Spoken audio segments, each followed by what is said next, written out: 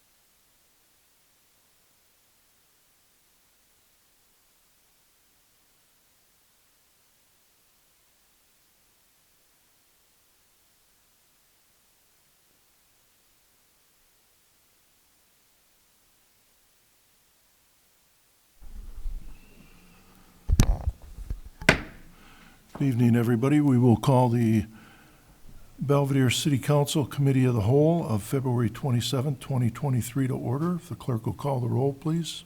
Brereton, Here. Flurry, Here. Frank, Here. Freeman, Here. McGee, Here. Mulhall. Mulhall's absent. Porter, Here. Prather, Here. Snow, Here. Stevens, Here. 9 present. Thank you. I did have a couple public comments here to make. I wanted to make one first. Tomorrow presents a sad and daunting day in our city's history. Since 1965, the city of Belvedere and our elected leaders will face a new day and new challenges, one that may not include auto manufacturing in our community. Belvedere, beginning with Chrysler, has long been synonymous with auto manufacturing. It has been a long history for workers being able to make a quality of life living, raise a family, and live the American dream. To the many thousands of current Stellantis and supplier employees, this is devastating. Current employees have recently felt the impact of not being able to bring a commitment from Stellantis to continue to build vehicles in our community.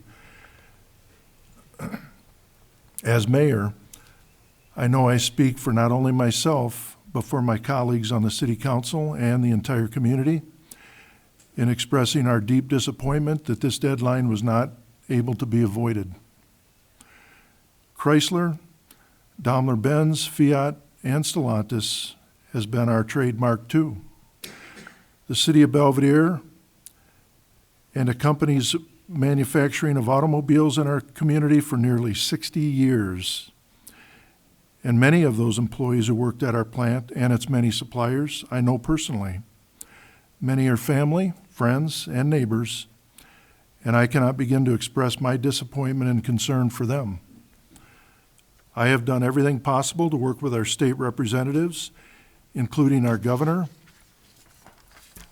and our federal representatives, to make this plant productive for hardworking Americans, and I will continue to do so. While today marks a milestone in time, I am hopeful this is not the final chapter of auto manufacturing here in the city of Belvidere. However, we will see what the future has in store. As well, tomorrow represents a challenge for our city on how we will begin to meet our future challenges and our financial obligations in order to ensure we continue to provide for our community essential services, public health, safety, and welfare. We will do this as prudently and as possible as we fully understand what our future holds in store. Thank you. We have also Pam Fettis with Growth Dimensions here. Pam?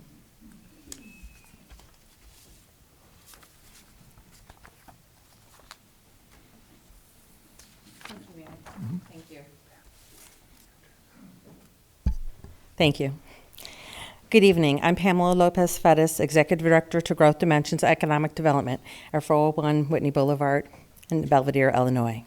I'm speaking here tonight to request the council to reconsider the contribution to Growth Dimensions proposed in the city's budget for the upcoming fiscal year. First, I want to thank the city for their past contributions to Growth Dimensions and economic development. The city has made a commitment of $55,000 for over 10 years. Although we have seen an increase in the cost of living, our expenses, and the level of activities we provide, we have never requested an increase in contribution. As you can imagine, we were astounded when we were recently notified that the city was proposing a 45% reduction and $25,000 less than previous years. In comparison to the years past, we have never seen so much activity.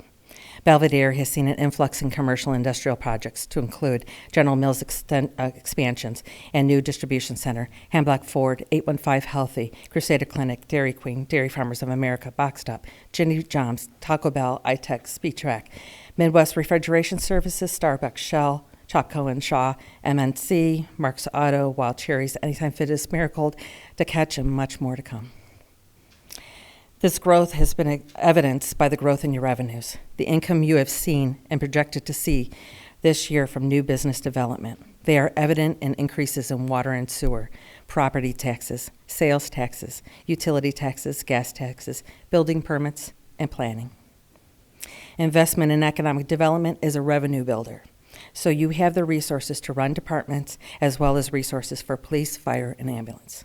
Growth Dimensions helps generate revenue for the city. It has been said on many occasions that it would cost more to implement these services that Growth Dimensions provides in-house. Our partners around the state are amazed that Growth Dimensions has been able to enhance market attraction, influence legislation, and provide training and resources for aspiring businesses and business growth with the limited resources we have and the modest budget. I also want to share that each year Growth Dimensions begins the year with 0 revenues, and we have to dip into all, and I mean 100% of our reserves until we obtain commitments from each investor.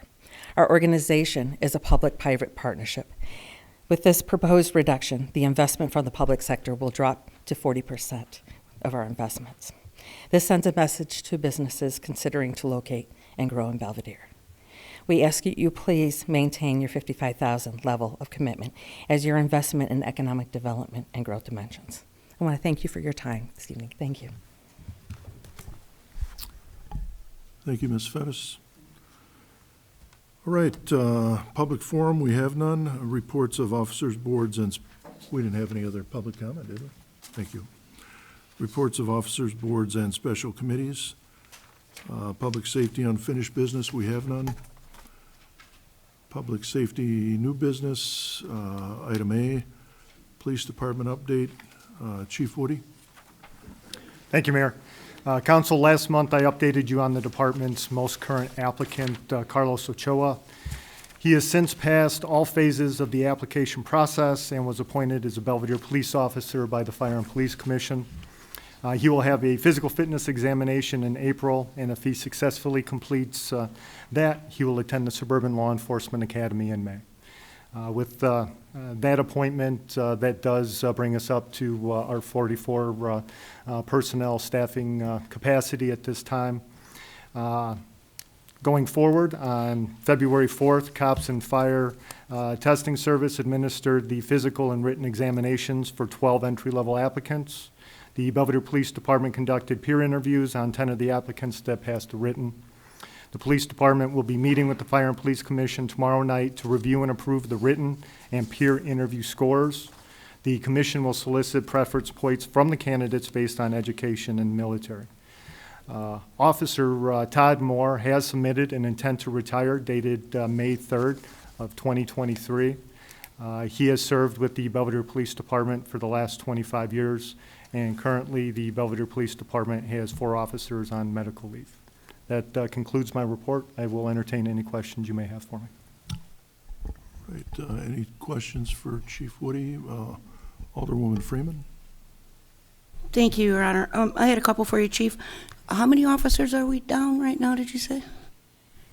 Right now, we're not down any once Carlos Ochoa is sworn in. Even with the upcoming retirement? No, that's not correct. Once people start to retire, then, well, we'll be down again. As they retire, we'll be down each spot. Okay. Thank you, Shane. So I emailed you earlier and I asked you about something. Being budget time, I like to look at past things that we've done so that I can learn from them moving forward. So a few years ago, we passed tasers that didn't just cost the price of the tasers, but we got new vests to hold them, and I believe there's calibration ongoing that goes along with that. So do we use those? How many times have we used those? Was that purchase justified? Yeah, not only justified but necessary.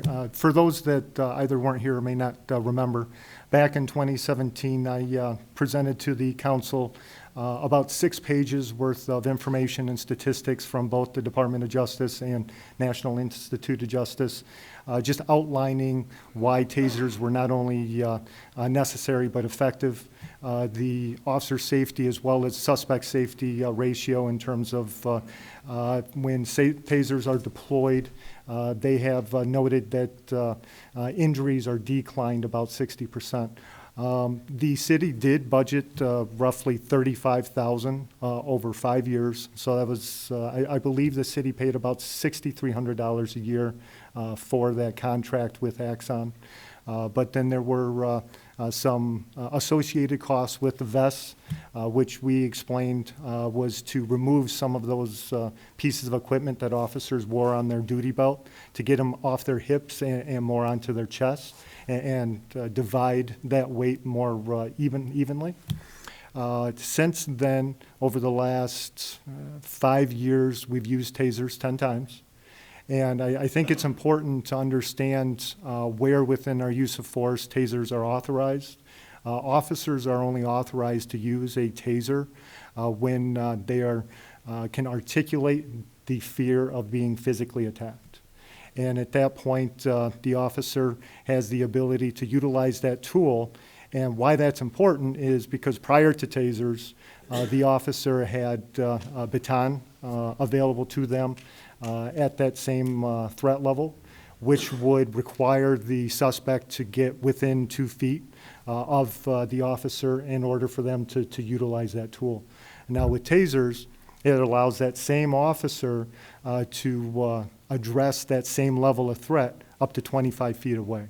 And that's where you see the decrease in injuries from both the suspect and the officer, because once you start getting into a physical altercation with somebody, that's where you start to see the injuries increase. To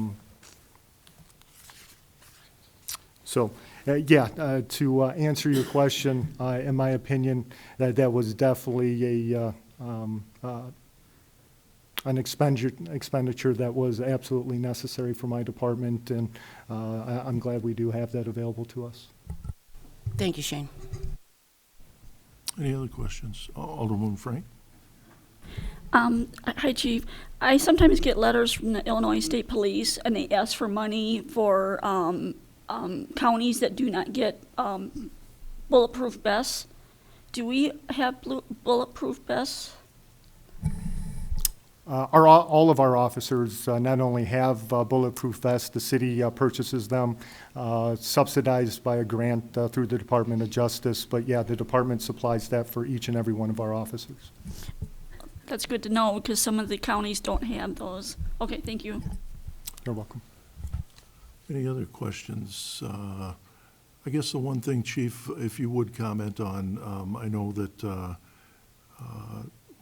hiring of Officer Ochoa, that is significant, but would you mind just publicly stating again the amount of applicants that we have had in the past, and give us a snapshot of that, if you don't mind, and what we've been able to have currently?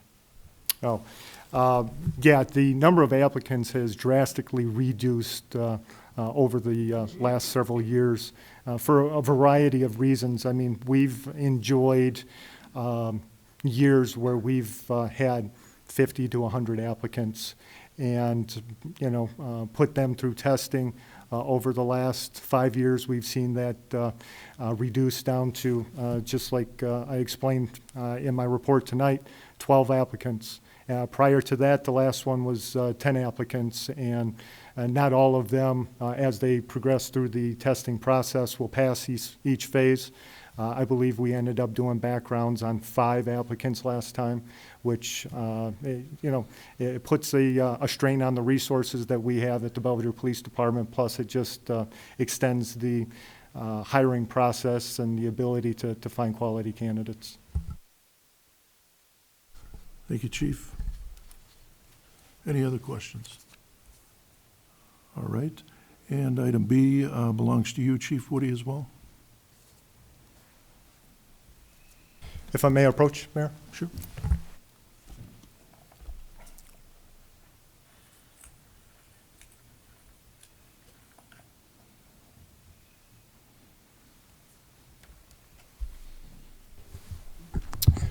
Thank you, Mayor. Thank you, Council. This evening, I'm going to be presenting for you some service awards for Sergeant Deary's night patrol shift from a call for service that they handled from July of 2022. First of all, just to kind of put things into perspective, because we don't always have video to go along with these types of award ceremonies. So just to kind of give you an idea, just a glimpse as to what these officers respond to on any given call.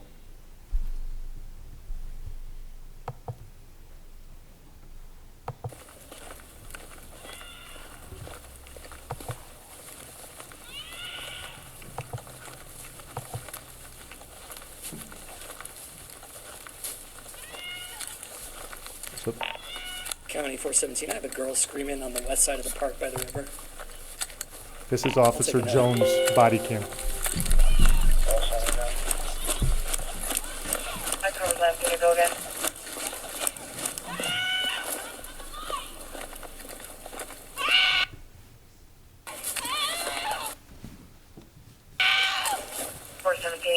Girl screaming west side of the river. County 417, she's off on the shore on the other side of the river. She's in the water. We're off on the shore in the water on the other side of the river. City unit, we got an animal call heading at 108 Burgess Street. I believe it's going to be that thing.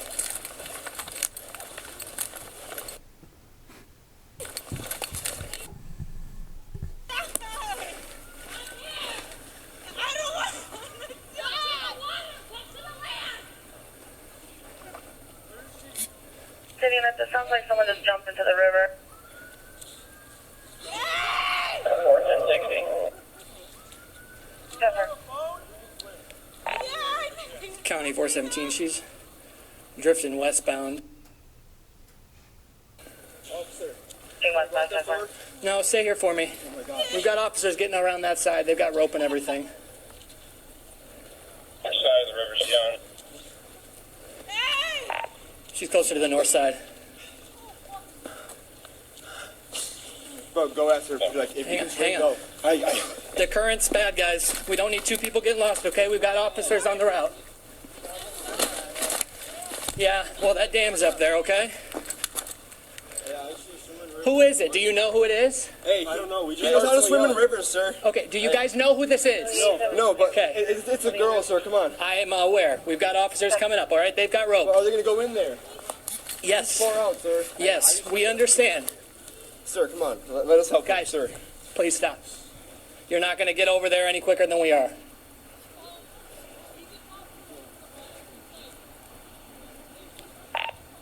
Units headed down river. Stop right there. She's by you.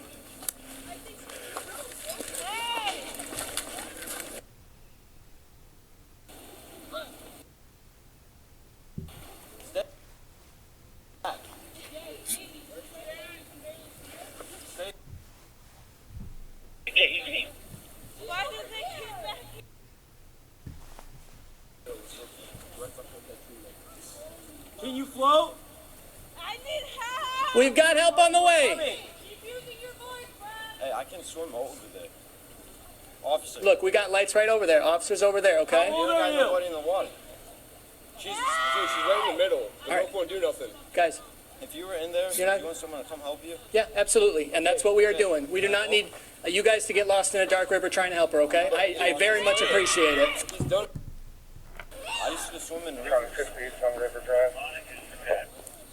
758.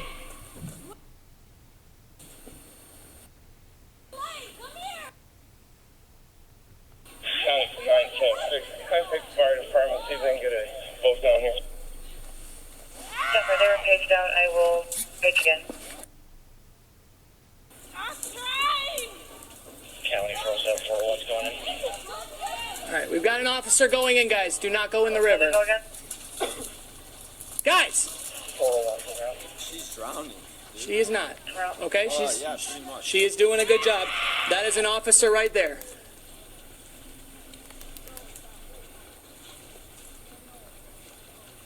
Ma'am, help's on the way! Help's on the way!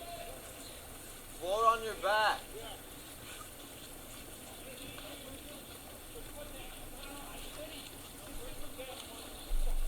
I see your broken leg!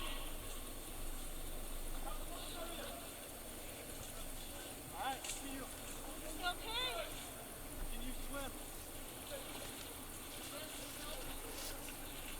I'm sorry, officer. We're just so worried Can about we get an update?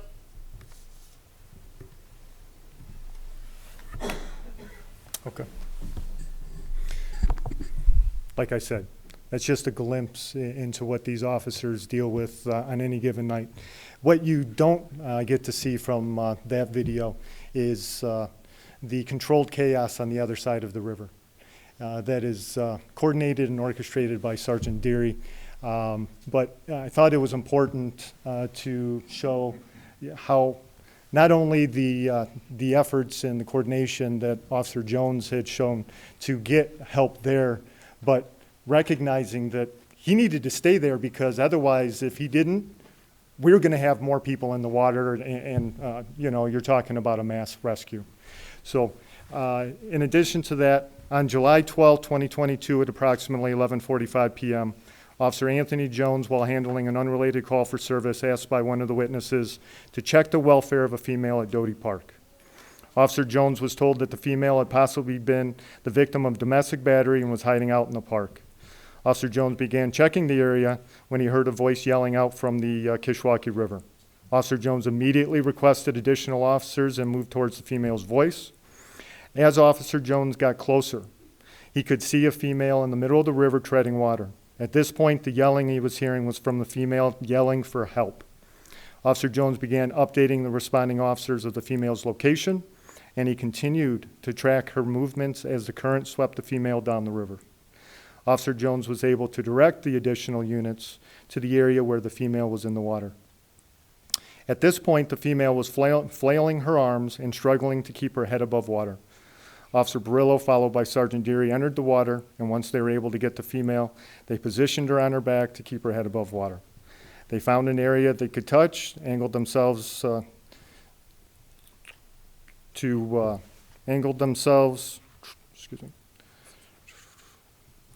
prevent the current from washing them further downstream. Sergeant Deary coordinated with the Belvedere Fire Department, who responded with their boat, and were able to get the female, Officer Barillo, and Sergeant Deary out of the water and to the shoreline. Due to Officer Jones following up on the initial information, recognizing his initial observations were an emergency situation, coordinating an emergency response, and directing the responding units to the area, allowing to make a life-saving water rescue, prevented the loss of a life. Officer Anthony Jones, your dedication and commitment to the Belvedere community is recognized and greatly appreciated. On behalf of the City of Belvedere and the Belvedere Police Department, you are hereby presented with the Life Saving Award.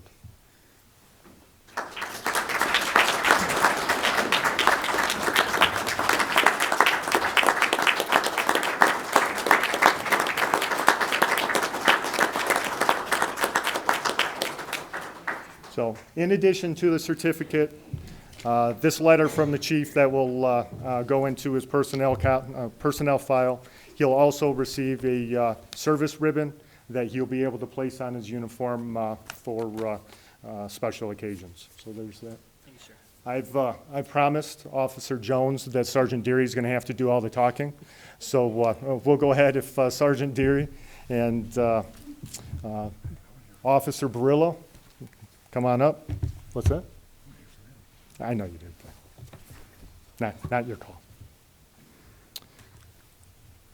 So, obviously, we saw the body cam from Officer Jones. What we didn't get to see very much of was the heroics from the officers that actually went into the water.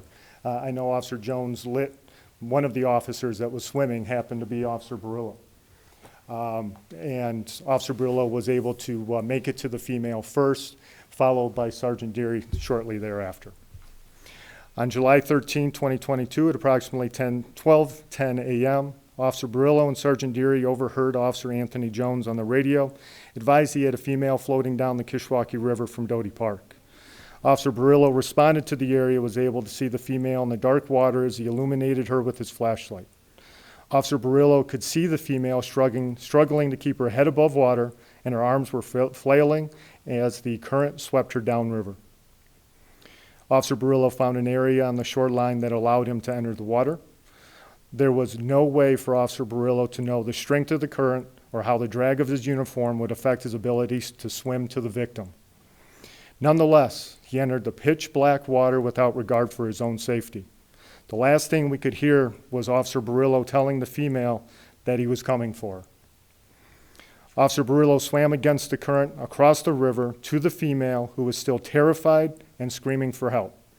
Officer Barillo was able to swim to the female and position her on her back and angle her so the current wouldn't continue to wash them both downstream. Sergeant Deary arrived on scene and was coordinating a multi-jurisdictional response with the fire department. Once he was able to assess the situation, he knew he had one officer in the water with a terrified victim. Sergeant Deary didn't hesitate to enter the water and swim to the location where Officer Barillo and the female were. They found a place in the water that prevented them from being swept further downstream. Officer Barillo and Sergeant Deary stayed with the female in the water for the next 25 minutes. Their only connection to the officers on the shore were the flashlights the officers were using to light up the surface of the water, making sure they didn't lose them in the night. Officer Barillo and Sergeant Deary comforted and calmed the female until the fire department was able to respond with the boat and eventually pulled them all from the water into the shore. If it wasn't for the quick actions of Officer Barillo and Sergeant Deary, this very easily could have been a body recovery instead of a victim rescue. Officer Barillo and Sergeant Deary, due to your selfless bravery, courage, and devotion of duty at the risk of your own safety, I am honored to present both of you with the Valor Service Award.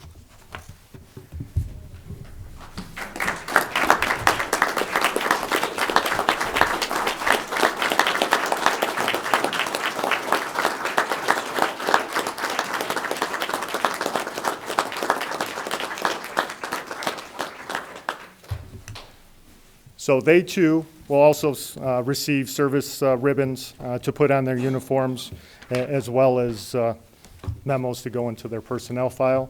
As I promised, if I could have Sergeant Deary just say a few words, please. Thank you, Chief. I have permission from both officers to speak on their behalf. We just wanted to say thank you to the council for taking time out of your meeting to recognize the Belvedere Police Department. Thank you to the Police and Fire Commission, the Chief of Police, and all of the field training officers of the Belvedere Police Department. You guys were talking earlier about the lack of applicants, which is an issue nationwide. And regardless of the low applicants, we still keep a high standard. So we appreciate the high standard that the department continues to hold so that we can respond to issues like this and have the kind of response that we did. We want to thank everybody on our shift that helped with the rescue. Not all of them are standing up here, but it was a team effort and everybody deserves credit. We want to say thank you to the fire department who gave us a ride back to shore. We got into this profession to help people.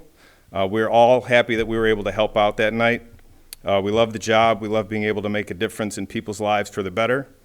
The biggest reward that we have is that we get to impact people on a daily basis for the better.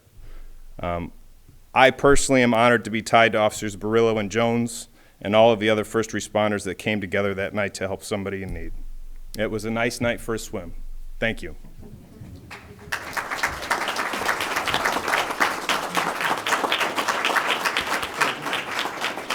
Thank you very much.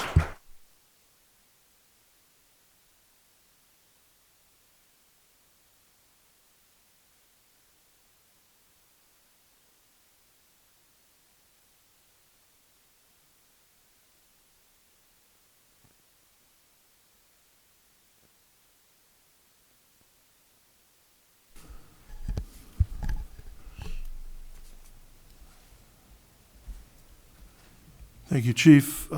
Thank you, Officer Barillo, Officer Jones, and Sergeant Deary. And thank you as well to our Belvedere Fire Department for their assistance with this.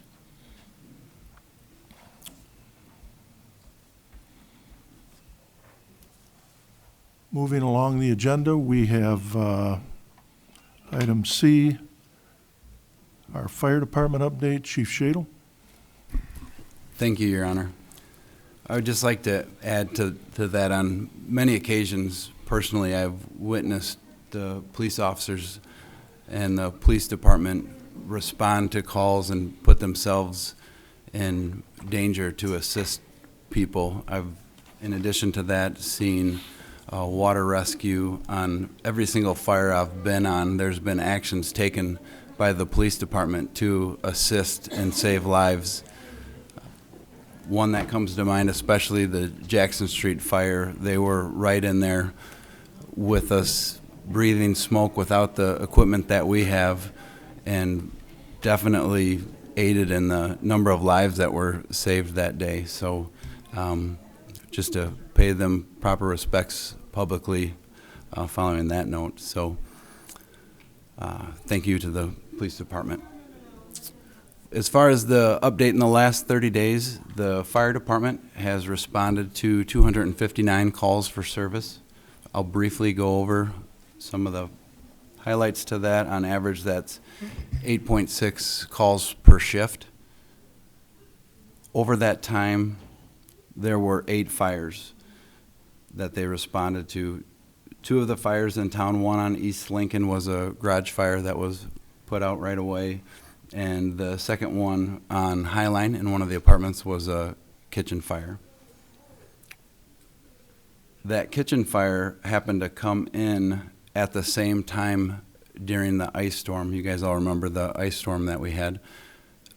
It didn't produce as many of the road hazards as we all anticipated as school was canceled, but starting at 6 o'clock that night, throughout the rest of the night, especially in the 2 hours by 6 o'clock, they responded to 9 wires down during that time.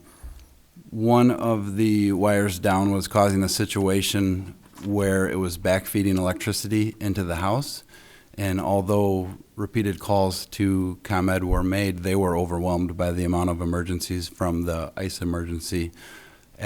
This call came in at 12:30 at night, and crews stayed and rotated, protecting that property all the way until 7 in the morning, when an electrician was able to come. Not ComEd, and I'm not nothing against ComEd. They were overwhelmed with the amount of emergencies and power down.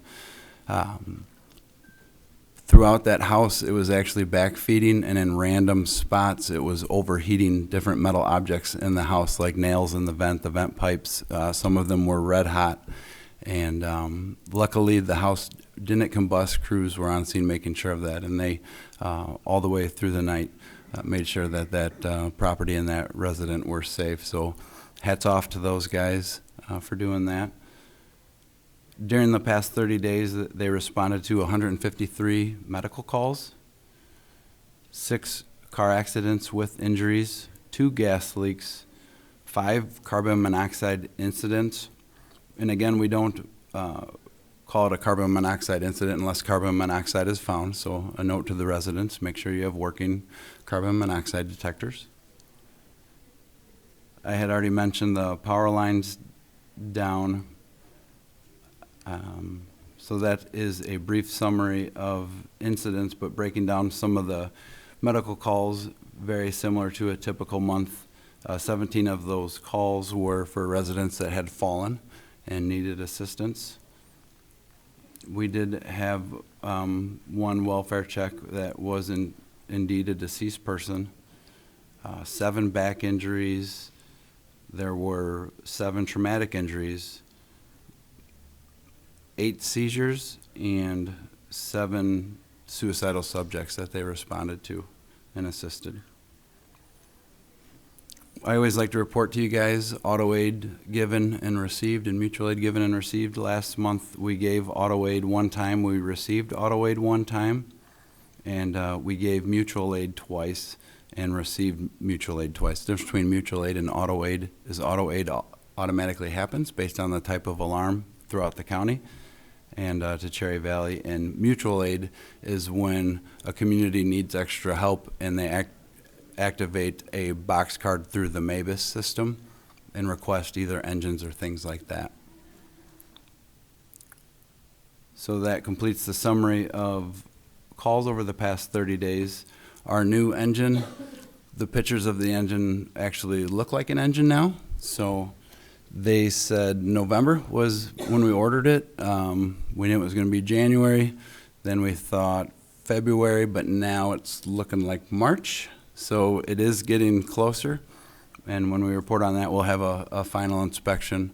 Prior to that, I'll definitely let you guys know, and we'll do some type of in-housing, in-service ceremony at the station when that comes. Captain Chad Cunningham notified us that he will be retiring in June after 21 years of service, so there'll be more information on that. Because of that, I have started to work through the candidate list. We have 14 candidates on the list, and so I'm going to start working through that and doing the background checks with the Police and Fire Commission, polygraphs, all the things. Those take time, so I was very thankful that Captain Cunningham gave us plenty of notice so we can start working through that. And as far as my update, that's all I have for you guys. I'd be happy to answer any questions. Any questions for Chief Shadle? All right, hearing none. Thank you, Chief. We have item 3 other. We have the wastewater treatment plant, primary clarifiers, rehabilitation, construction, engineering. Notification memo in your packet. Mr. Anderson. Thank you, Your Honor. As the mayor said, memo in your packet attaches a proposal from Baxter & Woodman in an amount not to exceed $170,700 for construction engineering for the rehabilitation of the primary clarifiers at the wastewater treatment plant. The contract for the construction of this project is $1,516,000. I would recommend approval of the proposal from Baxter & Woodman in an amount not to exceed $170,700 $170,700 for construction engineering for the primary clarifiers rehabilitation project. This work will be paid for from ARPA funds and sewer depreciation funds. Could I get a motion to that effect, please? Motion by Alderwoman Prather, second by Alderman Snow. Any questions, any concerns regarding the motion on the floor? Alderwoman Freeman? Thank you, Mayor. So, Director Anderson, how often do the primary clarifiers need to be rehabbed, and when's the last time we did it? The majority of the plant was rehabbed in 1985, and we are now going strategically over bits and pieces, different segments of the plant. We're doing the secondary digester. We did the primary digester. Now their next components are the primary clarifiers. So yeah, they've, like I said, since 1985, so they're due. So we're like just upgrading and to take over for more usage? Yeah, so basically the mechanisms and stuff inside the clarifiers are basically wore out, need to be replaced. So all the machines, the gearing, everything that's involved with the primary clarifiers will all be replaced. This concrete, the clarifiers themselves will be resurfaced, sealed up, and then they'll be basically rehabbed to a like new condition. Thank you. Okay, thank you. Any other questions for Mr. Anderson? Okay, hearing none, we have a motion on the floor then to recommend approval of the proposal from Baxter and Woodman in the amount not to exceed $170,700 for the construction engineering for the primary clarifiers rehabilitation project. This work will be paid for from ARPA funds and the sewer depreciation funds. All those in favor, please say aye. Aye. Is there any opposed? Okay, thank you. Motion passed. Item B, Brent, the chlorine room replacement. Memo in your packet. The chlorine used by both our water department and the wastewater treatment plant is stored in the chlorine room at the wastewater treatment plant. There were large voids under the floor of that room causing settlement and cracking. City crews removed the existing floor and prepared the base for the new concrete floor. Ullman Ernest Martin Architects designed the new floor, including the containment walls that are required. And we've received the following bids for pouring the new floor and containment walls based on the architect's plan. B&K Concrete was the low bid at $19,150. I would recommend approval of that low bid for pouring the chlorine room floor and containment walls. The cost of this work will be split between the water depreciation fund and sewer depreciation fund. And I can also add, once the floor is poured, city crews, the chlorine tanks, the poly tanks that were used to store the chlorine, they were starting to crack and show deterioration, so those are being replaced as well. We have made improvements at both water system and wastewater treatment plant systems so that we don't need to have as much chlorine stored on site. So we're down from 2 tanks of chlorine, we're down to 1 tank of chlorine. So we can still get our truckload quantity discount when we have shipped. So we got a 7,000 gallon, 7,500 gallon tank, single tank that we'll have for chlorine storage. Okay, thank you. Could I have a motion? Motion by Alderman Snow, second by Alderwoman Prather. Any other discussion? Any discussion regarding that motion? Alderman Snow? Brent, curiosity, back in the day, it seemed like there was a big thing to get away from the chlorine and use light, the IR lights or whatever, ultraviolet lights, and I thought that the chemicals became cheaper than going in that route. What's the latest scoop there? The ultraviolet light, the UV disinfection, is another method to be used. It's becoming more and more popular. And it's still included in our plan. It's just not a higher priority at the moment. We've got clarifiers, we've got some other things that we need to do down the plant that we think is going to be more important than the UV. UV is still on our list to do, but it's just not as high. Okay, Alderwoman Freeman? Thank you. So Brent, is this the same room? Didn't we get rid of multiple tanks and just go to 1 tank? Is this that same room we had like a bunch of tanks and then we got rid of those and just went to bigger, like a couple bigger ones or something? Maybe you're thinking are you thinking the sand filters, tertiary filters, where we reduced them down? We used to have 3 big in the filter room, and we got 4 smaller units and replaced the 3 large sand filter pits. But no, as far as the chlorine goes, unless you're thinking what planned, it's been planned for a while, and we're just now completing the work. Okay, thanks. Okay. Any other questions for Mr. Anderson? Okay, hearing none, we have a motion on the floor for the approval of the low bid from B&K Concrete in the amount of $19,150 for the pouring the chlorine room floor and containment walls. The cost of this work will be split between the Water Depreciation Fund and the Sewer Depreciation Fund. All those in favor, please say aye. Aye. If there's any opposed? Okay, motion passed, thank you. Item C, Brent. Memo in your packet, Irene Road Realignment Project, and attached to the memo in the packet is the grant agreement, intergovernmental grant agreement between IDOT and the City of Belvedere for the Irene Road Realignment Project. The EDP grant will pay for 100% of the construction costs of the improvements located on the state right-of-way and 50% of the construction costs of the improvements on city right-of-way for a total not to exceed amount of $1,282,230. I would recommend approval of the EDP intergovernmental grant agreement with IDOT and authorize the mayor to sign the agreement for the Irene Road Realignment Project. Okay. Motion by Alderman Fleury. Can I get a second, please? Second by Alderwoman Prather.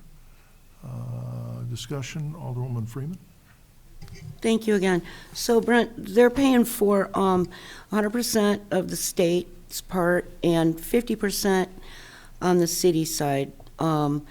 So the other 50% of the city side, that's covered by General Mills, correct, in our agreement with them? Ultimately, they would be ultimately responsible if that was the case. However, we got a $700,000 DCEO grant in addition to the EDP grant that's going to pay that other 50%. Okay, because in our contract with General Mills, they were on the hook for that realignment, I thought, whatever the state didn't pay. Well, correct. It's the subdivision agreement with the subdivider of the property. They're, by our subdivision code, they are required to make all the public improvements. However, with cooperation with General Mills, we were able to get the EDP grant that's before you now. For that money, we were also able to secure a DCEO loan as well for the roadway improvements. So the goal being that there will be no net expense to either the developer or the city for the Irene Road project. Okay, so that DCEO grant, though, couldn't have been used by us somewhere else?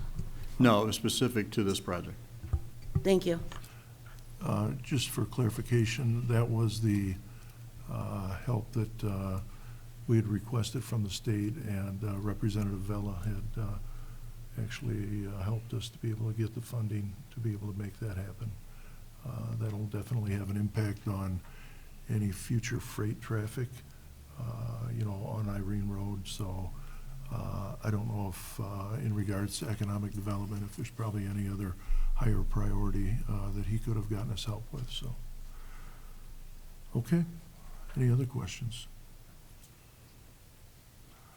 All right, hearing none, the motion on the floor is approval of the EDP intergovernmental grant agreement with IDOT and authorize the mayor to sign the agreement for the Irene Road Realignment Project. All those in favor, please say aye.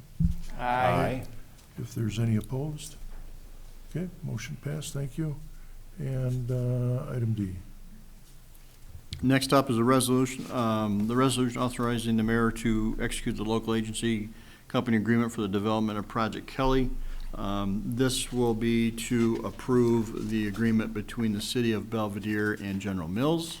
For the EDP portion, that is tied to job creation, and that falls on General Mills. So this would be basically a clawback agreement with General Mills in the case where if the employment figures aren't established and maintained according to the agreement, then the financial responsibility for those costs would fall back to General Mills. Okay. Motion, could I get a motion? Motion by Alderwoman Prather, second by Alderman Stevens. Any discussion, any questions, any comments? Okay, all those in favor of the motion on the floor will say aye. Aye. If there's any opposed, motion passed, thank you. And item E. Item E is a resolution establishing a Class 2 truck route. Don't be swayed by the form. It's a form for either establishing or prohibiting the truck route.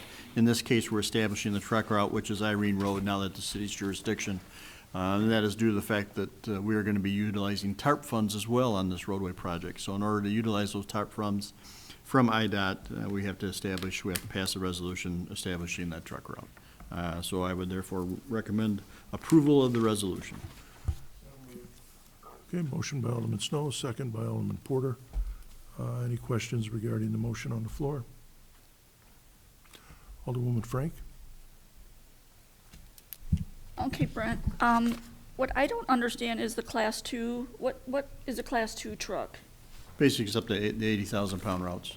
Okay, so right now trucks can go down that route, right? Correct. Okay, so all we're gonna do is reestablish it, and then do we already have signs there? It'll be raising the weight limit as well. Okay, thank you. Thank you. Any other questions? All right, hearing none, all those in favor of the motion on the floor, please say aye. Aye. Any opposed? Motion passed. Thank you, and item F. Item F, memo in your packets, the Logan Avenue Rehabilitation Project, change order number 4, which we touched on at our last meeting. A few items there for change order number 4 in the amount of $35,398.54 for the Logan Avenue Rehabilitation Project. Included, there was additional traffic control that the general contractor on the job provided for the ComEd utility relocations. We also had the painted pavement markings that were originally spec'd in the plan. We changed those to thermoplastic because they provide better visibility and they last a lot longer. So the net addition to that was $7,963.54, which is the thermoplastic cost is 16 minus the 8 original bid for paint, hence the difference. And then finally, the addition of Petromat underlayment at the Caswell Street intersection. We felt that was necessary because of the amount of removals that had to be done within that particular intersection. We had the options of either removing the balance of the concrete underneath the existing asphalt on Logan Avenue as the original concrete roadway. So we had the option of either tearing all the concrete out of the whole intersection, replacing it that way, or we felt we could utilize the Petromat to help prevent reflective cracking in the future. So the Petromat was a cheaper alternative at $15,000. Therefore, I would recommend approval of the change order number 4 in the amount of $35,398.54 for the Logan Avenue Rehab Project. The change represents a 1.3% increase to the original contract amount of $2,671,812.59. And the work will be paid for from line item 10-5-310-8021. Okay. Thank you, Mr. Anderson. Could I get a motion to that effect, please? Motion by Alderman McGee, second by Alderman Stevens. Any discussion on that motion? Alderwoman Freeman? Thank you again, Mayor. So Brent, are these changes that we decided to make, or are these changes because they originally underbid this project? No, these are all changes that were outside the original scope of the project that we decided to make. The arrangement with the ComEd utility, again, that was work that had to be done before the general contractor could come in and begin his work. But because he had to get the barricades anyway, and the amount of barricades that were required, it was cost effective for us to have him provide that service to us, which is why we went that way. So it's all stuff from that wasn't originally anticipated as part of the contract. Thanks. Any other questions? All right, hearing none. All those in favor of the motion to change order number 4 in the amount of $35,398.54 for the Logan Avenue Rehabilitation Project. The change represents a 1.3% increase to the original contract amount of $2,671,812.59. This work will be paid for from line item 10-5-310-802-1. All those in favor, please say aye. Aye. Any opposed? Motion passed, thank you. And moving along. Item G. We have a block party request from Mindy Long. Date of the block party street closure is June 10th, 2023. Time of the block party, 10 a.m. to 2 p.m. You have the block party request form on your desk in front of you. Could I get a motion to approve that? Motion by Alderman Snow, second by Alderman Stevens. Any questions, any concerns regarding that motion?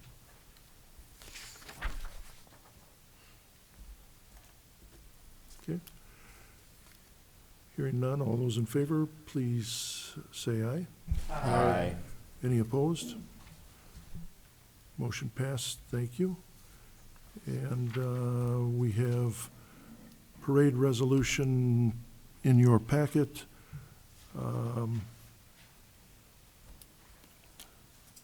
And this is just the resolution granting certain annual parades. It is the same that we have done, so it would be a motion to approve the parades that we traditionally hold. Can I get a motion to that effect, please? Motion by Alderman Porter, second by Alderman Fleury. Any discussion, any comments? If anybody sees any errors, yes, Alderwoman Prather. Oh, would you like to make an amendment? All right, hearing nothing else, any other questions? All those in favor of the motion on the floor, please say aye. Aye. If there's any opposed? All right, motion passed, thank you. Item I, video gaming location permits, annexation agreements, and development agreements. Attorney Drella. You may recall that as a part of the Heidner annexation along Genoa Road across from the Walmart, that annexation agreement guarantees video gaming for certain establishments within that development. You also recall that some time ago, the city council capped the number of locations for video gaming in the city at 40, and we're only 2 away from that, and those will be issued before this development actually goes through.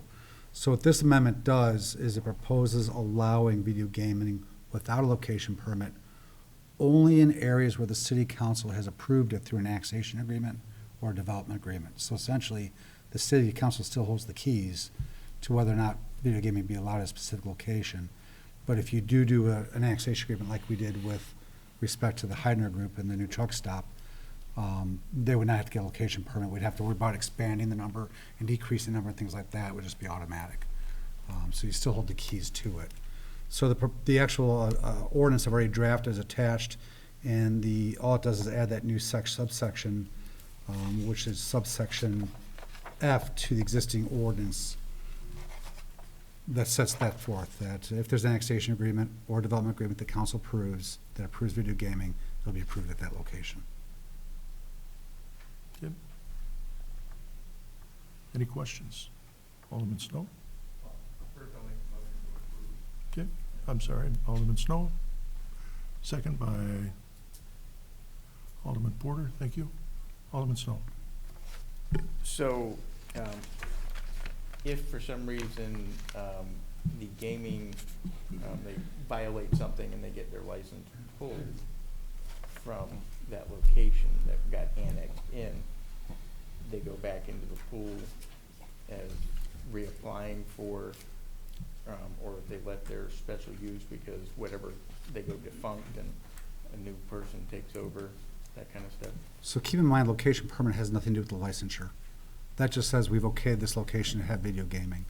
They still have to go through the special use process. If they violate the terms of the special use, that could be revoked. They still have to apply for the gaming registration stickers that go on each terminal. If they violate that code, it could be revoked.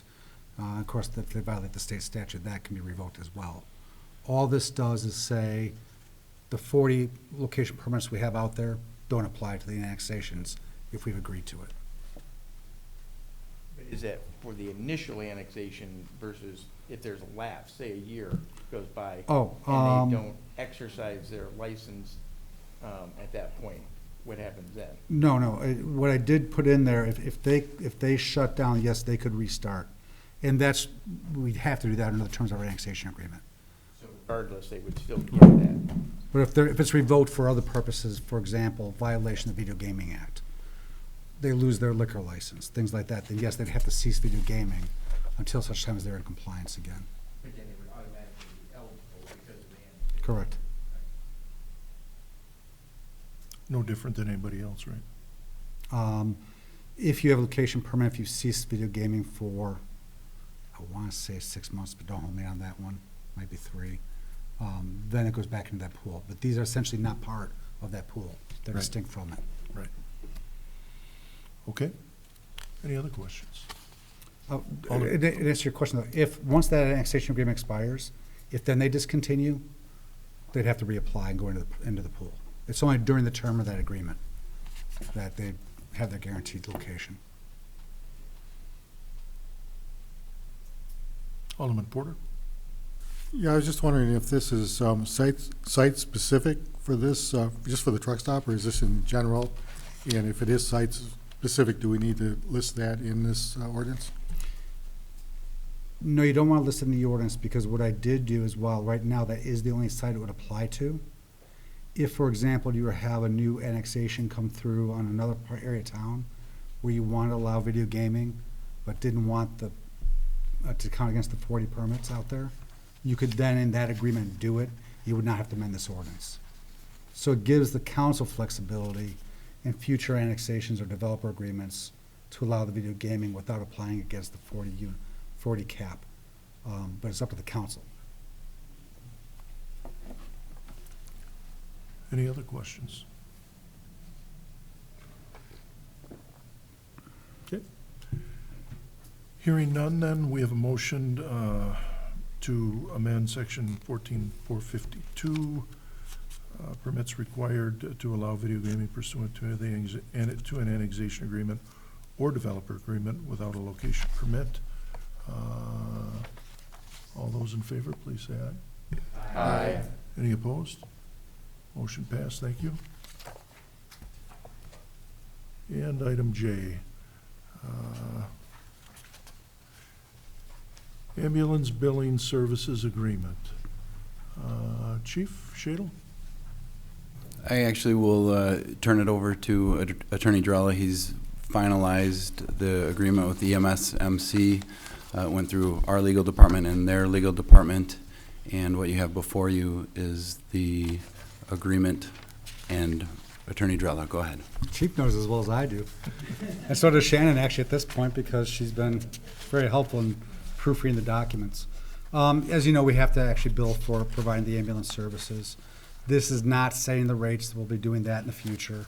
This is not setting how we actually choose who we bill. We'll be doing that in the future.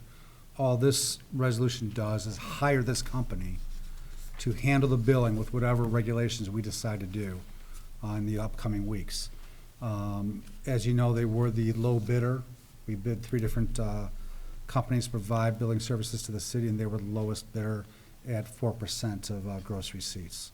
So the recommendation would be to authorize the mayor to execute and to approve the agreement with EMS Management Consulting, Inc., which is, of course, Andre's Billing. Yeah, go ahead, Chief Shadle.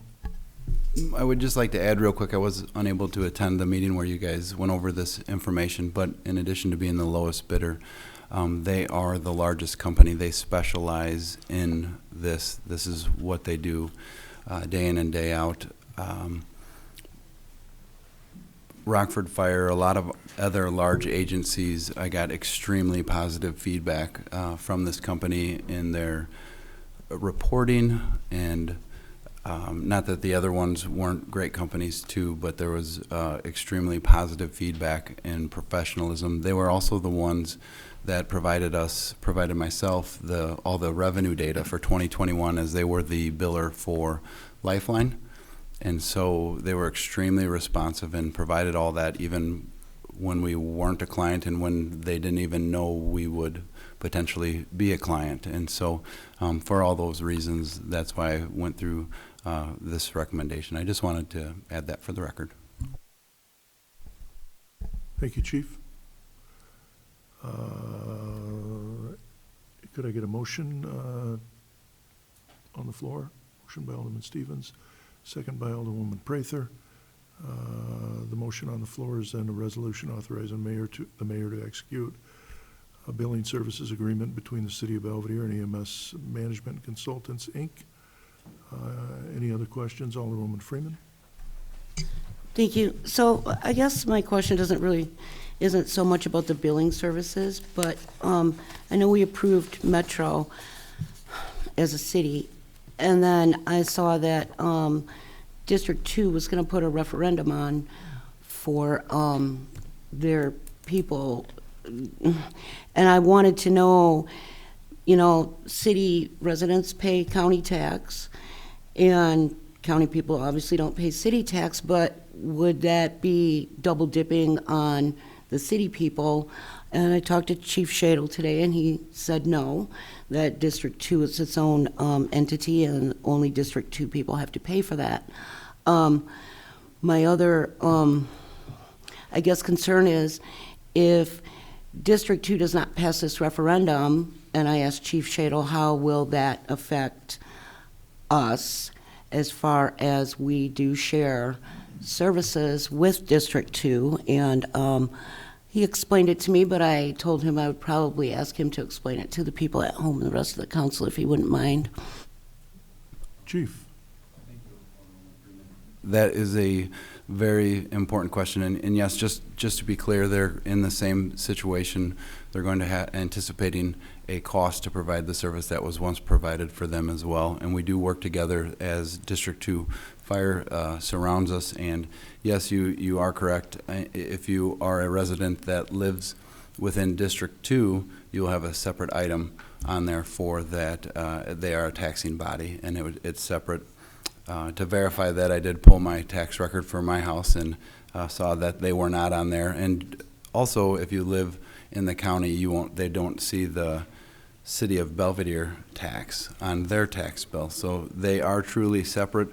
We do work together, and it is important, and that's why I highlight to you guys mutual aid and auto aid, because mutual aid has a key word in it, and that's mutual, meaning that when you need help, they're there for you, and when they need help, you're there for them. And so what that could do if it is not passed in there and they just relied on our 2 ambulances, that would be a situation that was unsustainable.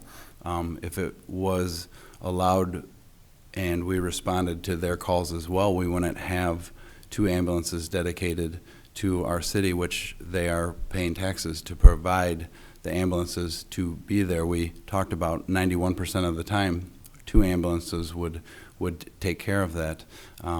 Almost 2 times a day, we would require that second ambulance in 24 hours. So say it was being sent to District 2 all the time, that would not be an allowable situation. We'd have to ensure that our community is provided for,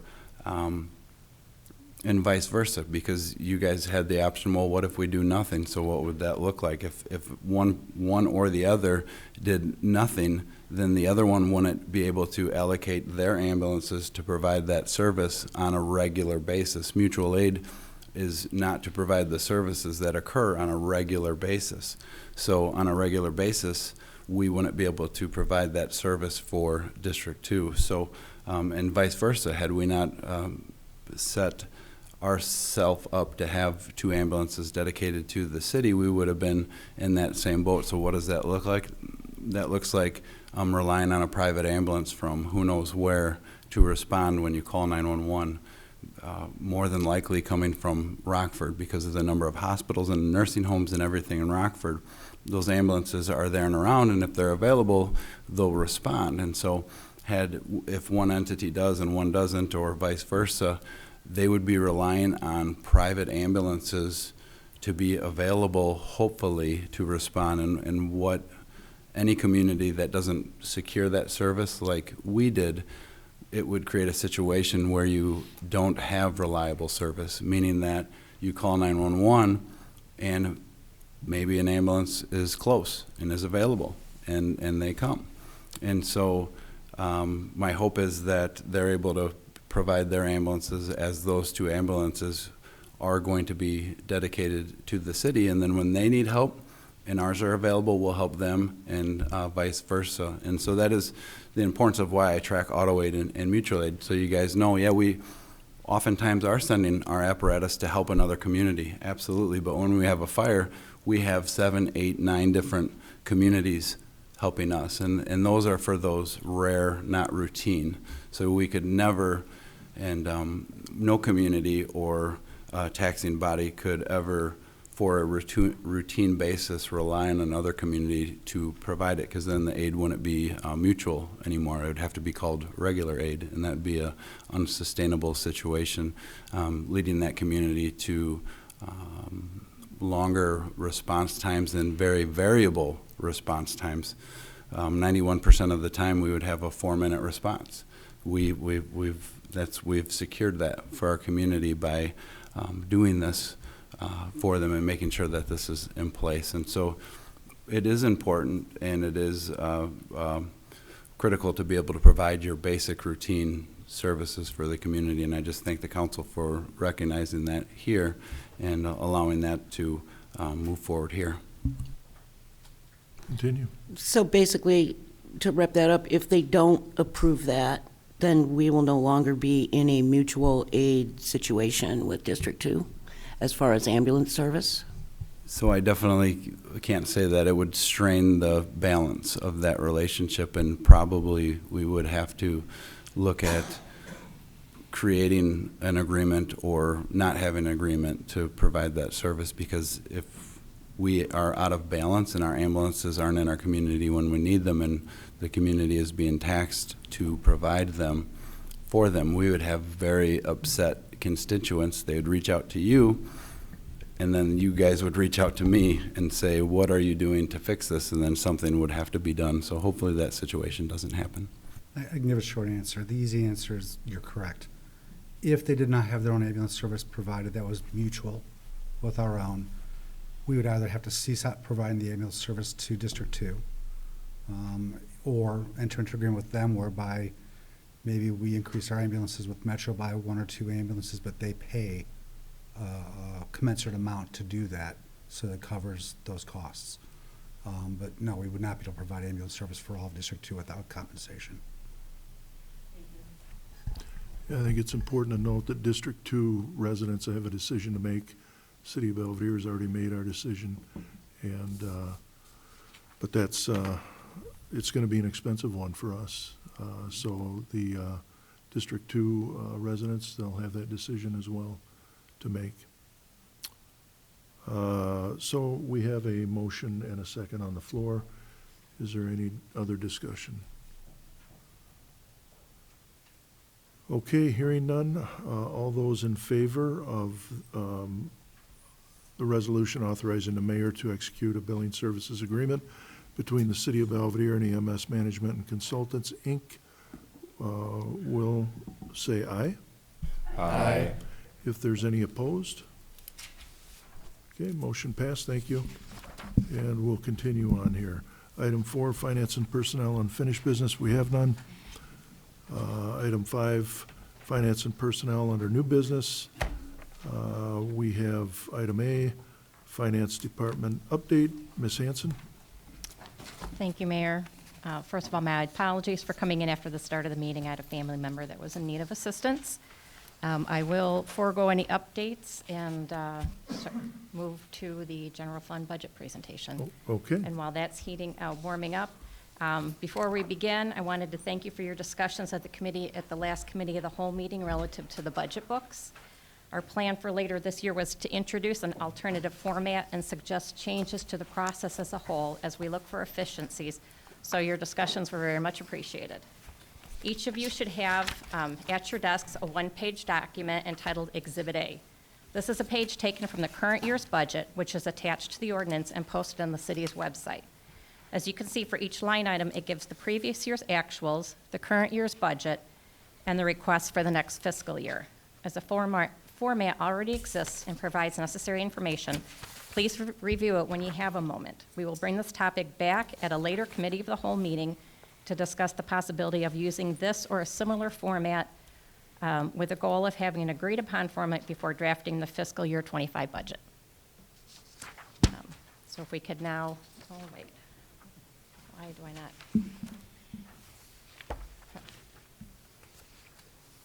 Why am I not connected here?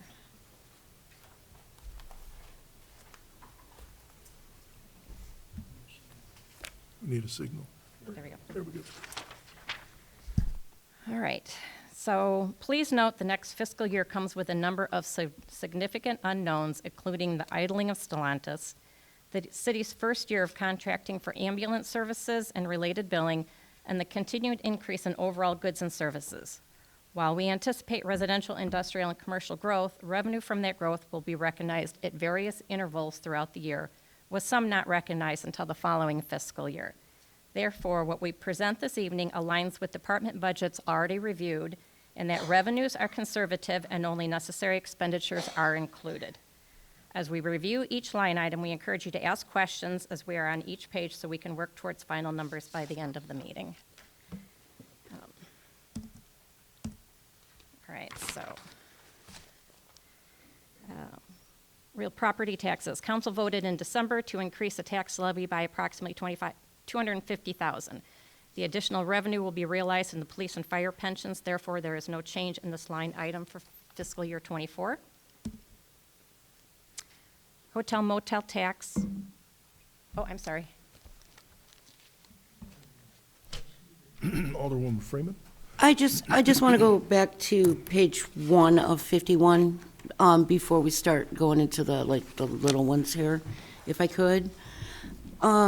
You highlighted in yellow the ambulance services, $600,000 as a revenue, and I was confused. I understand that we will probably be getting some money from the state, which would constitute a revenue, but tried as I might, I couldn't find anything for the ambulance service as an expense to offset that. So I just wanted to ask about that. Sure, and actually, I would have explained that real quick when we got to that line item. So I highlighted it because it is new. Because the fire department doesn't really have revenue other than miscellaneous revenue, that's why you see that here in the 110, or excuse me, the 220 in the general fund. But the expense will be in the fire department budget. So that's also partially why you didn't get your full budget books back, because there are still some changes now that we have some of that information. It will actually change different departments.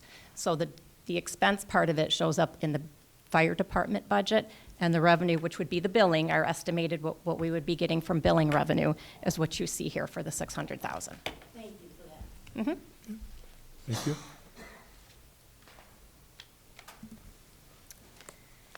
All right, so the hotel motel tax paid by the two establishments in the city, the FY24 estimate is based on actuals to date. Same with the auto rental tax, it's based on our current year actuals. And as with the previous two slides, this estimate is also based on current year actuals. State income tax is estimated by IML for municipal fiscal year '24 at $155.40 per capita, or just a little over 3.9 million. Our plan is actually increased slightly based on the city's actuals. We did that in the current year too. We do take a look at what IML estimates, but we also take a look at what we've been receiving. And actually, so far, our estimates are actually closer for this current fiscal year than what IML estimated. So that's why there's a slight difference there.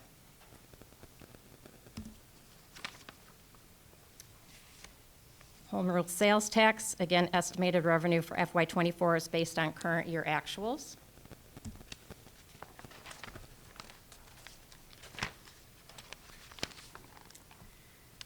Municipal sales tax is also based on our actuals so far this year. Sales tax to developers is still at 0.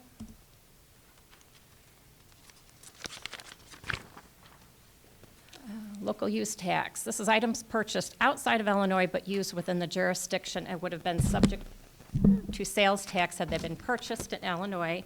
This is another per capita revenue item estimated by IML, and actually we have, I think, decreased our estimates against what IML had estimated, and again, it's based on our current actuals. Locomotor fuel tax, it's a 2-cent fuel tax effective September 1, 2018. There are currently 16 gas stations that pay this tax directly to the city each month. The cannabis tax is collected by the state and distributed to local governments. Estimated revenue is based on current year actuals.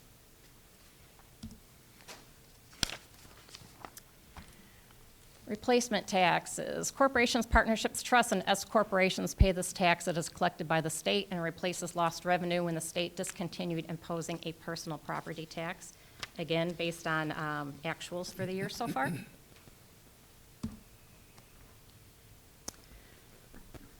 The levy amount did not change for this line item, therefore there is no change here for fiscal year '24. Business licenses include second-hand stores, home occupation, solicitor permits, taxi drivers, auctioneers, sandwich signs, and the FY24 estimate is based on current year actuals.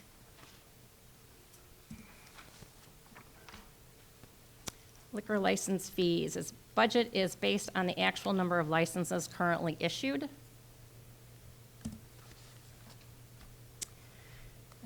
As Attorney Drella mentioned earlier, 38 of the 40 licenses have been issued, and we anticipate the remaining 2 will be issued this year. Therefore, for budget purposes, the assumption was made that all 40 permits will be issued with a maximum number of machines.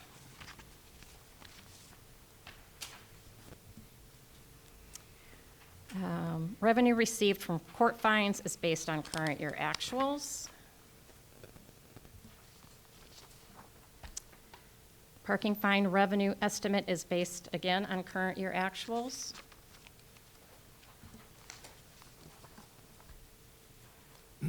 Seized vehicle revenue is another line item based on actuals.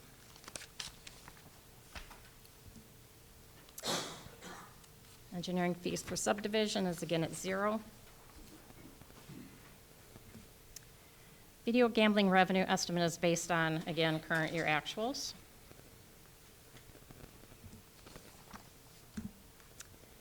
Franchise fees is another line based on current year actuals.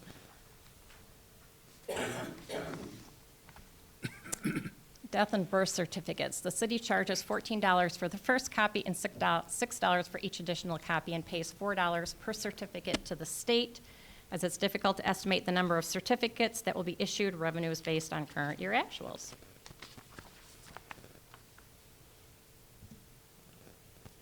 Accident and fire reports, again, based on what we've been seeing so far this year. Annexation and plat fees are fees charged to developers for regional stormwater planning and basin fees, as well as a bike path. As there are no pending annexations, there is no revenue estimated for fiscal year '24. Tipping fees. William Charles pays a per-ton tipping fee to the city, as the agreement includes a provision for a minimum annual fee of $20,000. That is what we are using for budgeting purposes. And then, as you can see, the actual amount paid in FY22 was just under $15,000. After sending a couple invoices, the minimum amount of $20,000 has been paid in full.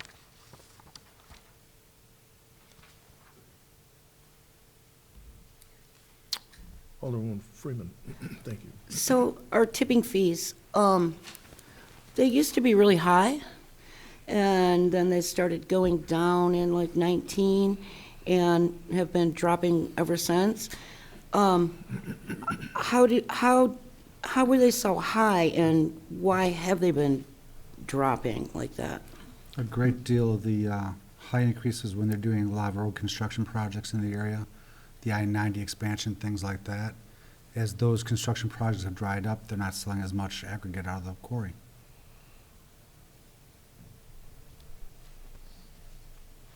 Okay. It's So- co- The tipping fee is based completely on sales out of the quarry. If they're not selling aggregate, there's nothing to pay the tipping fee on. Okay. Alderman Porter? So is this kind of like on the honor system, or is somebody actually monitoring this to make sure that the fees are being paid, you know, as they're supposed to be? Yes, we get a statement, we get a monthly statement from the quarry operator on their sales and the bookwork. And then through the auditing process and stuff, it's double checked. Alderwoman Freeman? I just feel like roads are an ongoing thing, and, you know, they're always maintenance and building and doing road work, so I guess I'm a little shocked that they would go down that much. They actually own quarries all over the state, and they use the quarry whoever's closest to the road project they're working on, because of the cost of transporting the material to that site.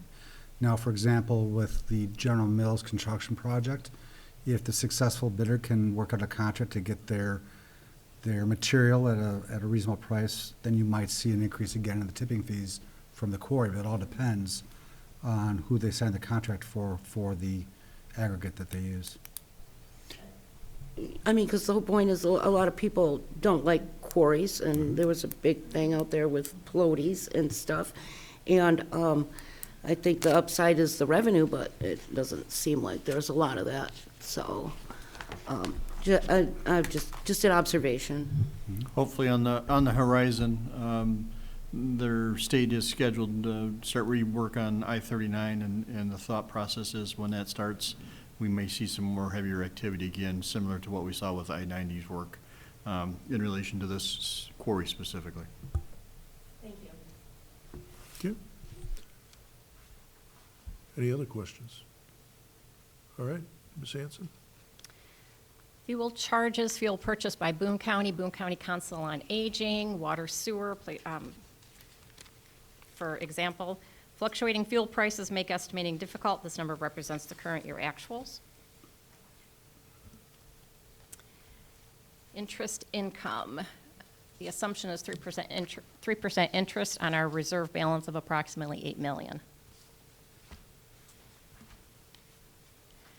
Miscellaneous revenue beginning FY23, it includes $120,000 annually from MC Squared Energy.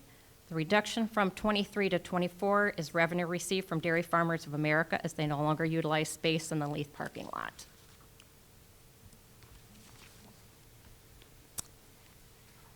Operating transfer in, we do not anticipate the need to use reserve funds, and therefore this amount is zero.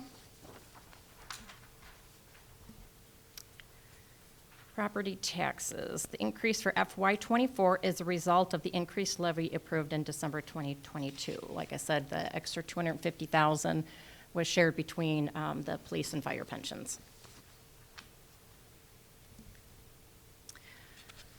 Grants, this includes the DOJ VEST grant, which is a 50% reimbursement, and IDOT traffic grant. Both grants are applied for annually and typically received. The amount budgeted is simply a best guess estimate of the award amounts.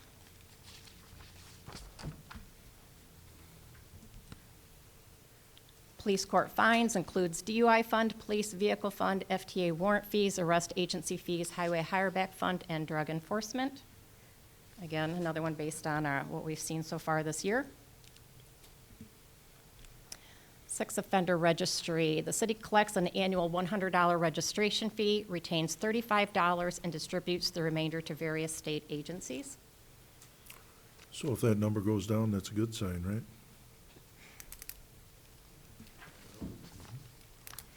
Miscellaneous revenue.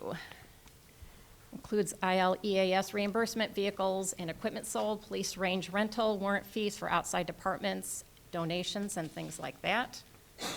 Again, based on what we've seen so far this year.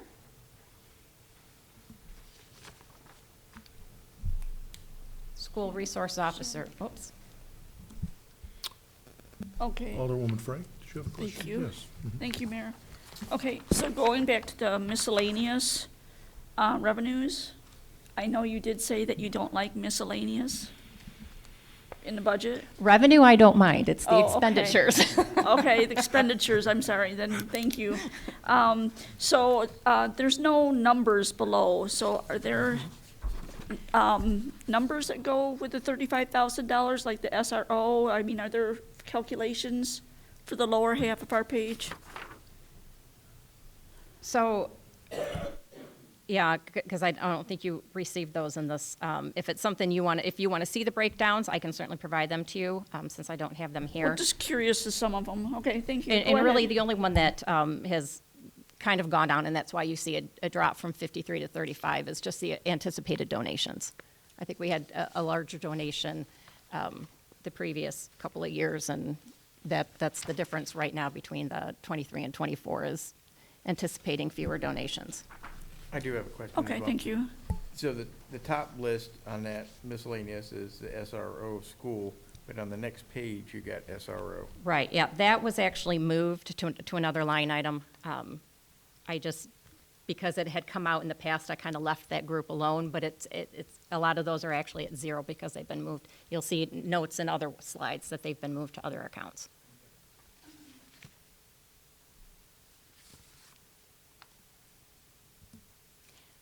School Resource Officer.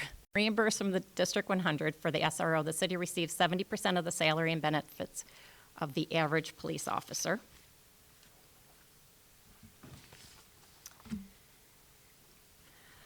Property taxes for the fire department, as with the police pension, the increase for FY24 is a result of the higher tax levy.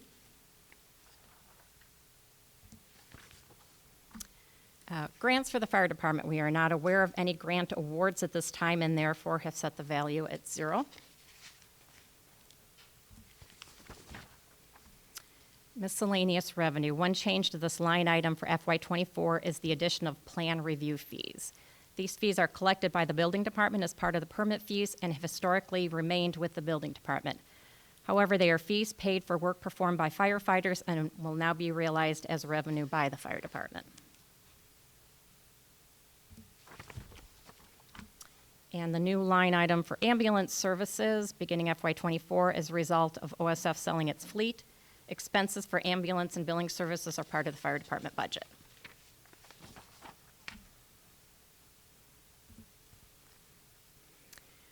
Road and bridge tax, there is no change in this line item as the levy amount remained the same. Sidewalk, driveway, and lot grading, there's been no activity with this line item since fiscal year 19, so the value is 0.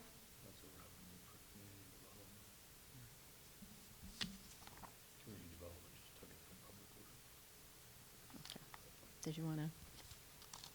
They probably didn't hear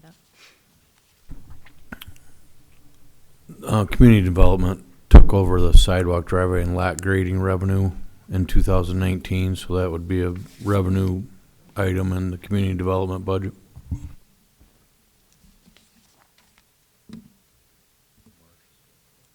Alderwoman Freeman. Thank you. So what is a road and bridge tax, and where does that money come from?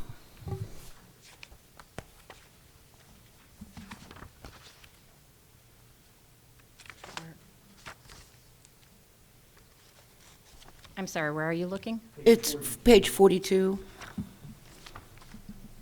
The one right before this one. Oh, I'm sorry, road and bridge tax. Yeah, so that is one of the line items on our tax levy. And we actually get money from two different places for that. We get something on our tax levy. We have $60,000 that we do collect as part of the levy, but we also get $260,000 from Belvedere Township. And what it is any township that has roads that we maintain, then we get that portion of their tax levy.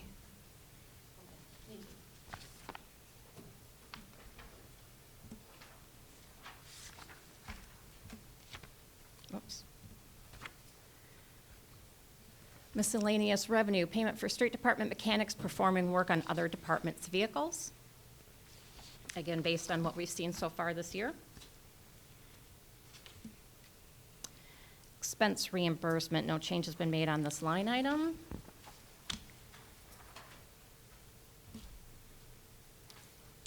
Street department fuel, expenses from this line item were moved to the general fund beginning FY '20, therefore the value is 0.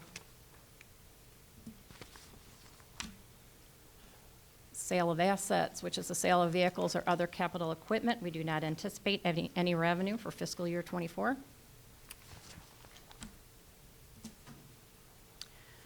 Street lighting, the amount of the levy for this line item did not change from the current year.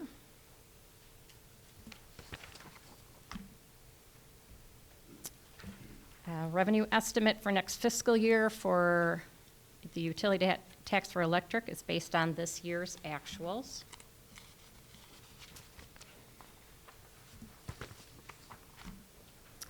The gas utility tax, as of our receives 18% of this revenue for another 16 payment cycles, and once again is based on actuals for the current year. And the telephone utility tax, the estimated telephone utility tax for next year is based on this year's actuals.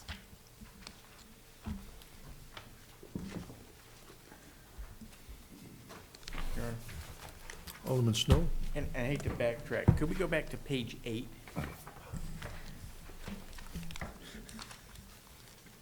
Sure. Give me a minute. I want to find my notes, though. I'm sorry. Thank you, though.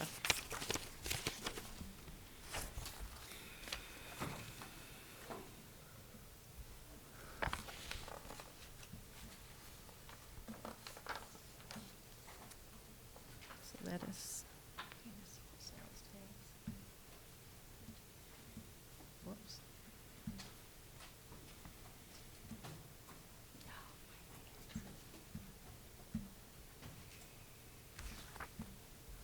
What number is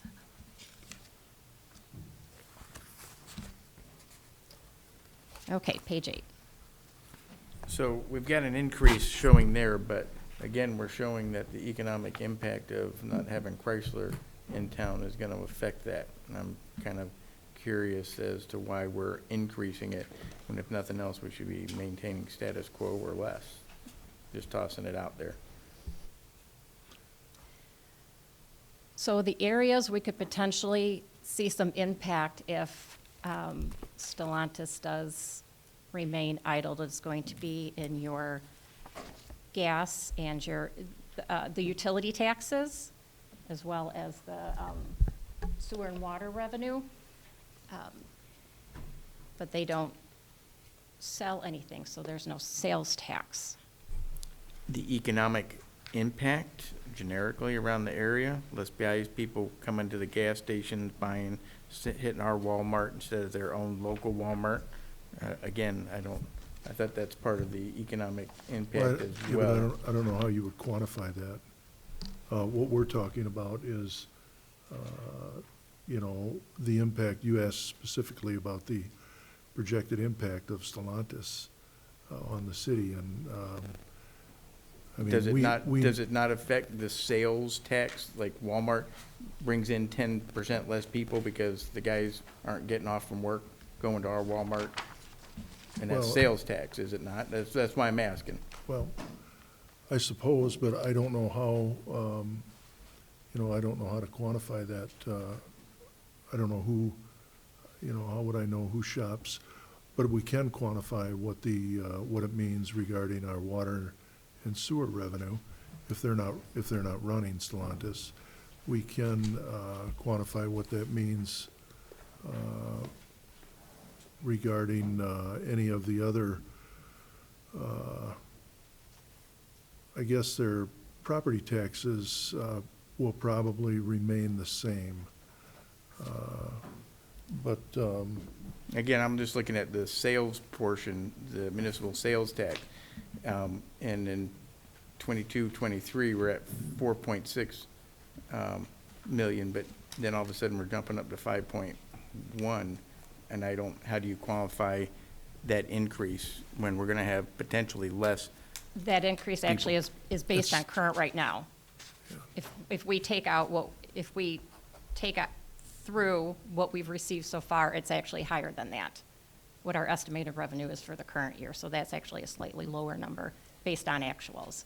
And again, until we potentially see what that impact is. You know, maybe the people from Stellantis that aren't going to Walmart, maybe it's the truck stop people coming over that are now utilizing and buying things from Walmart. You know, we have no idea. We have no way to estimate what that is until we actually see it.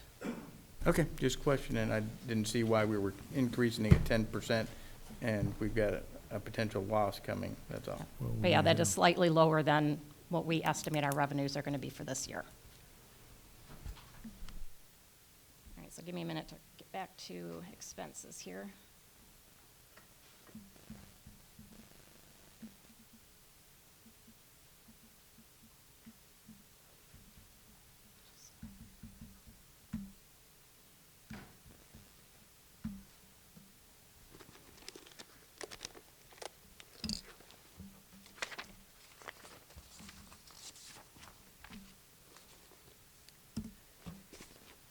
All right, so on the expense side, the first one is salaries for elected officials. Current salary rates were approved in 2016. Any changes must be made by ordinance no later than 180 days prior to the election in which the change will go into effect. For example, if you wish to raise them for the 2025 election, you'd need to do that by November 2nd, 2024.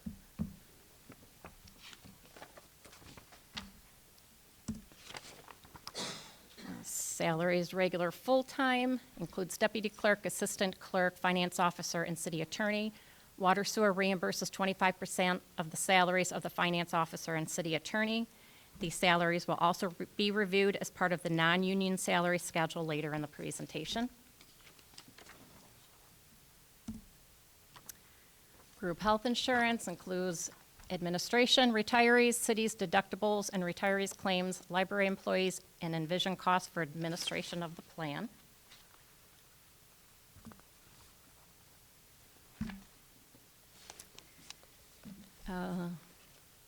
Group life insurance, city is self-insured for dental benefits. Oh wait, what did I do? Did I skip a slide here? No, I didn't. Estimated expenditures are based on current year actuals. Group life insurance is $1.35 per month per employee and includes fire, police, and city hall.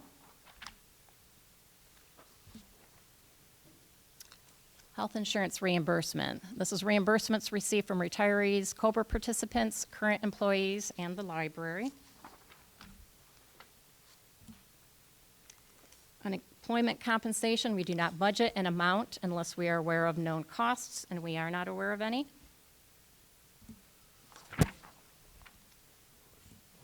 Alderman Fleury. All right, just back one slide to page 9. It says that looks like there's a 18% decrease in the health insurance reimbursement. Yes, so what that is, remember when we were looking at the library's budget, we found that 15,000 savings for them. Unfortunately, the savings for them means we don't receive that money. So that's the difference, is the library's savings.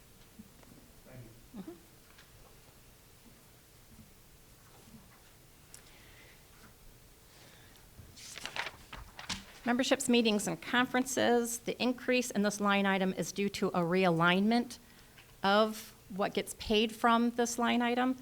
All memberships, meeting expenses, and conferences will now be paid from the same line item. There will be a corresponding decrease later in the budget. Alderwoman Freeman, and then Alderman Brereton. Thank you. So, can you tell me how much we pay for chamber dues and the chamber annual dinner? Sure. The dues is $200 a year, and the annual dinner is, I think it's $1,750. I think I've got $1,800 in the budget, but I think it was $1,750.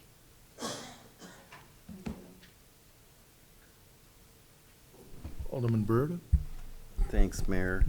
To go along then with Alderman Freeman and Frank's kind of touched on this, I'd like to see a breakdown here of what we're paying out to these organizations, if that's possible. Sure.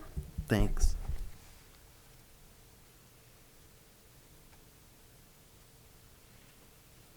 We will get that to you. Okay.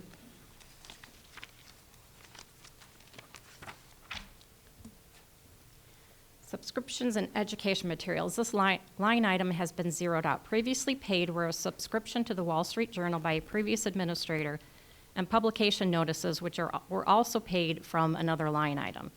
Beginning FY24, all publication notices will be paid from the same line item.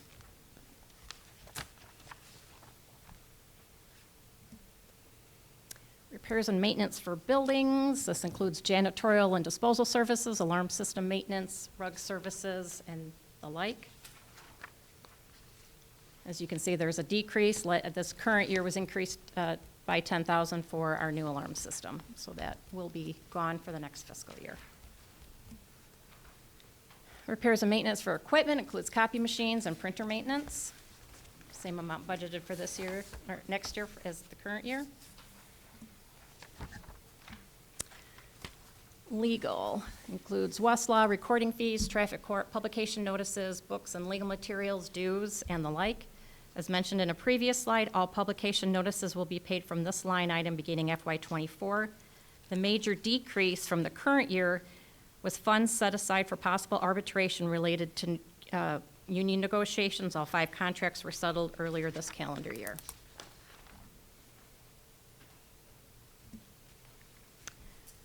Other professional services includes funds paid to As of Our Audit Solutions for utility tax collections, again, based on current year expenditures.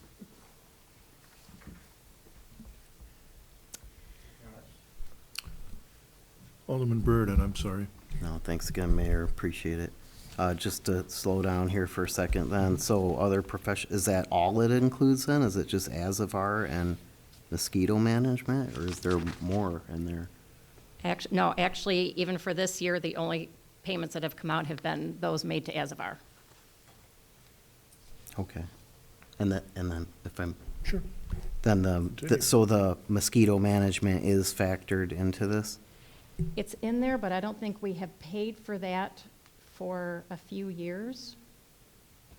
Yeah, we haven't utilized that. I think 2 years ago, we used it for one session, one segment. I think that's been it so far. Okay, thanks. Just curious on the breakdown. Thanks. And if I recall, I think it was around $8,000 for one treatment, if I remember right. Correct. Thanks. Telephone, the slight reduction in this line item is due to the cancellation of a phone line that is no longer needed as a result of the recent alarm systems upgrade.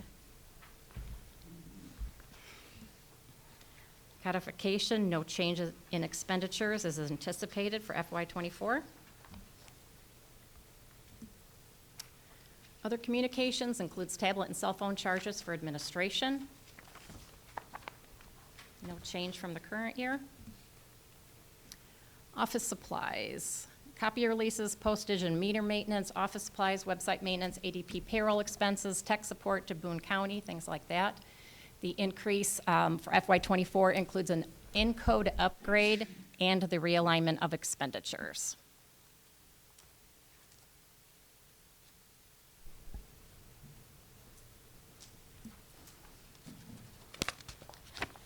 Gas and oil expenses are estimated based on current year numbers.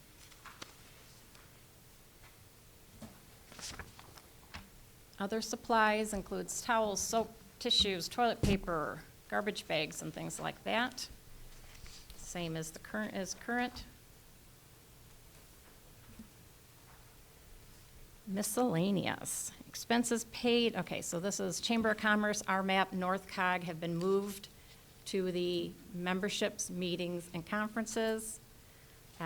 Expenses here are expenses paid from this line item include Hometown Christmas, Heritage Days, death certificate fees to IDPH, Boone County Fair, and things like that.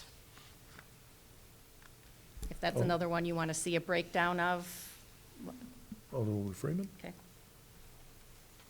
Thanks.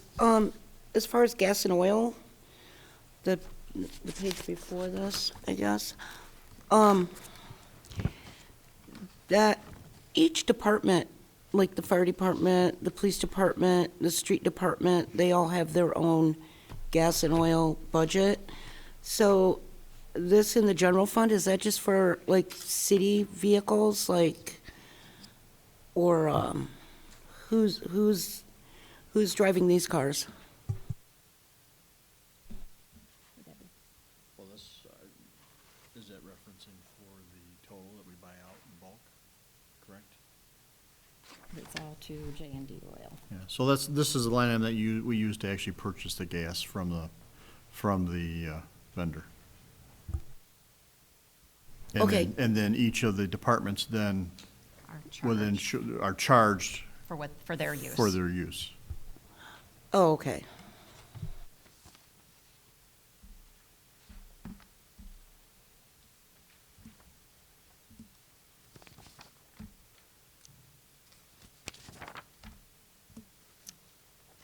Operating transfer out, this is transfer to capital for FY '24 purchases, projects, and debt certificate payment.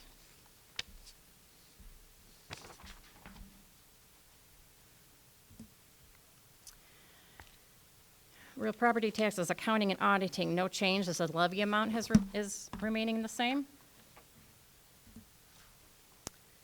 Accounting and audit expenses, auditing services from Sikich and GASB reports from Lauterbach and Amen.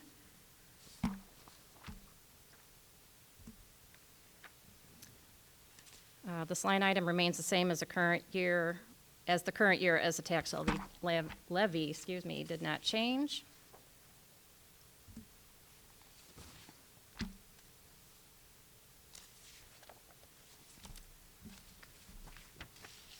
Same with corporate replacement tax, levy amount remains the same for FY '24. Interest income, the reserve balance account was closed in FY '16, so there is a 0. Expense reimbursement, funds received from from the Community Development Department for IMRF.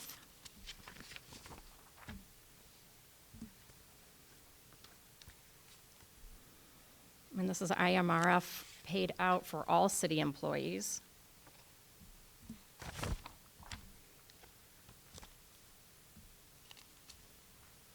This, Alderwoman Prather? I'm sorry, can we go back to accounting and auditing? Page 26.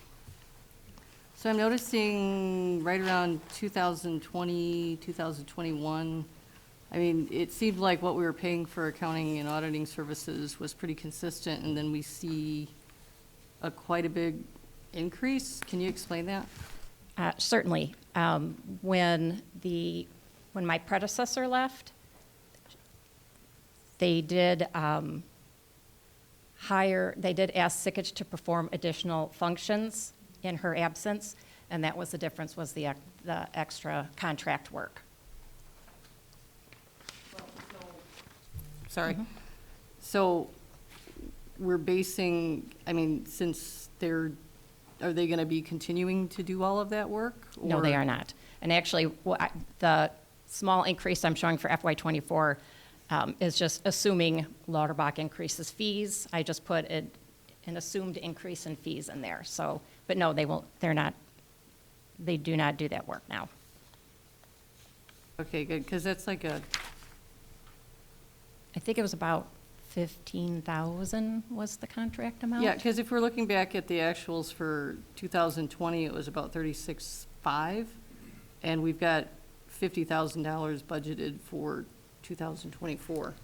And fees also change from year to year depending on the reports that need to be done. I think last year we had to have full reports done, which is a much larger increase, and I think typically they do that every other year. So those fees do fluctuate from year to year depending on the reports that need to be done.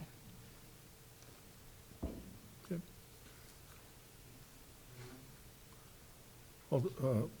Chief Shadle, Alderman Shadle. Sorry, was there any change due to GASB reporting? I just know that from being on the pension fund, that was a significant change in reporting required, and it was set by statute that we had no control over, and I was just That was the increase for the current year. I know we anticipating paid that. much higher fees than we had to in the past.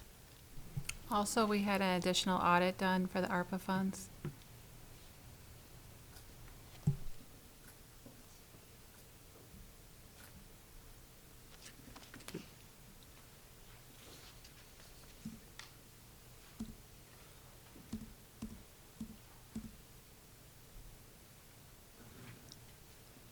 think this is where we left off. This is the tax levy amount that did not change in December, so it does remain the same. Expense reimbursement, funds withheld from building, water, and sewer for FICA taxes.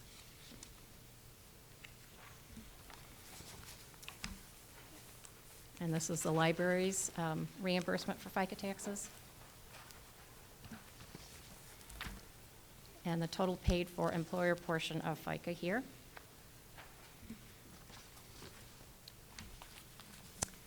Medicare, city's expense for Medicare includes water, sewer, and the library.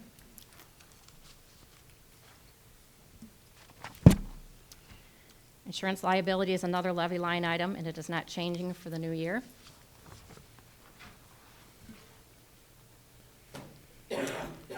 Liability insurance includes IML RMA. General fund pays 65% of this. Letter of credit and underground tank insurance. Salaries for the public safety building. As part of an intergovernmental agreement with the county, the city pays 1/2 of public safety building salaries. This budget number is actually supplied by the county to us.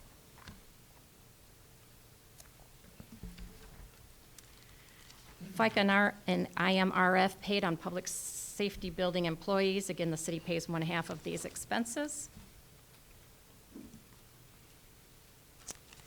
And as part of the IGA, the city also pays 1/2 of contractual services and capital purchases for the county. FY24 includes $30,000 for an email server upgrade and maintenance plan. Capital purchases include 2 air handlers.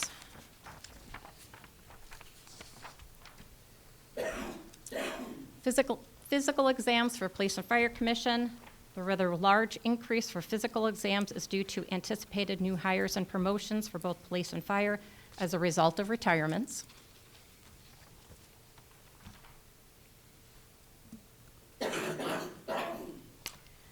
Other contractual services for police and fire commissions includes monies paid to commissioners for meeting attendance, attorney's fees, seminars, and dues. No change from the current year. Civil defense, no change in the levy amount, so no change in this line item.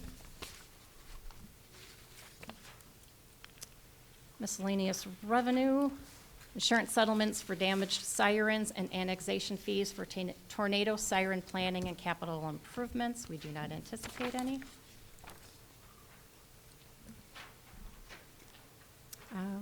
No change in this line item. The city pays an annual preventative agreement fee of $5,800.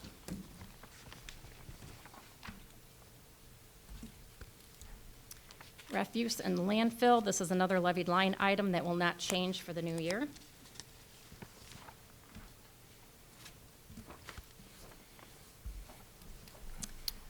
Miscellaneous expenses for refuse and landfill. Landfill number 1, monitoring, and landfill number 2, post-closure fees.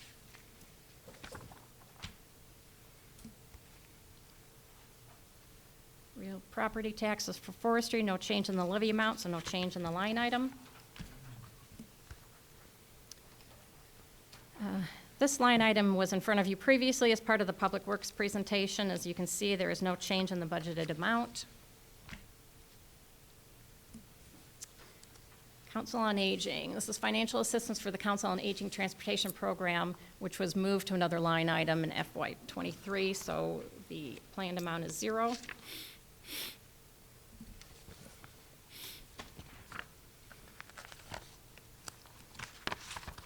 Demolition and other health nuisances includes mowing of abandoned properties and other nuisance items. No change in the amount. Planning Department services. Fees paid for attendance at commission meetings.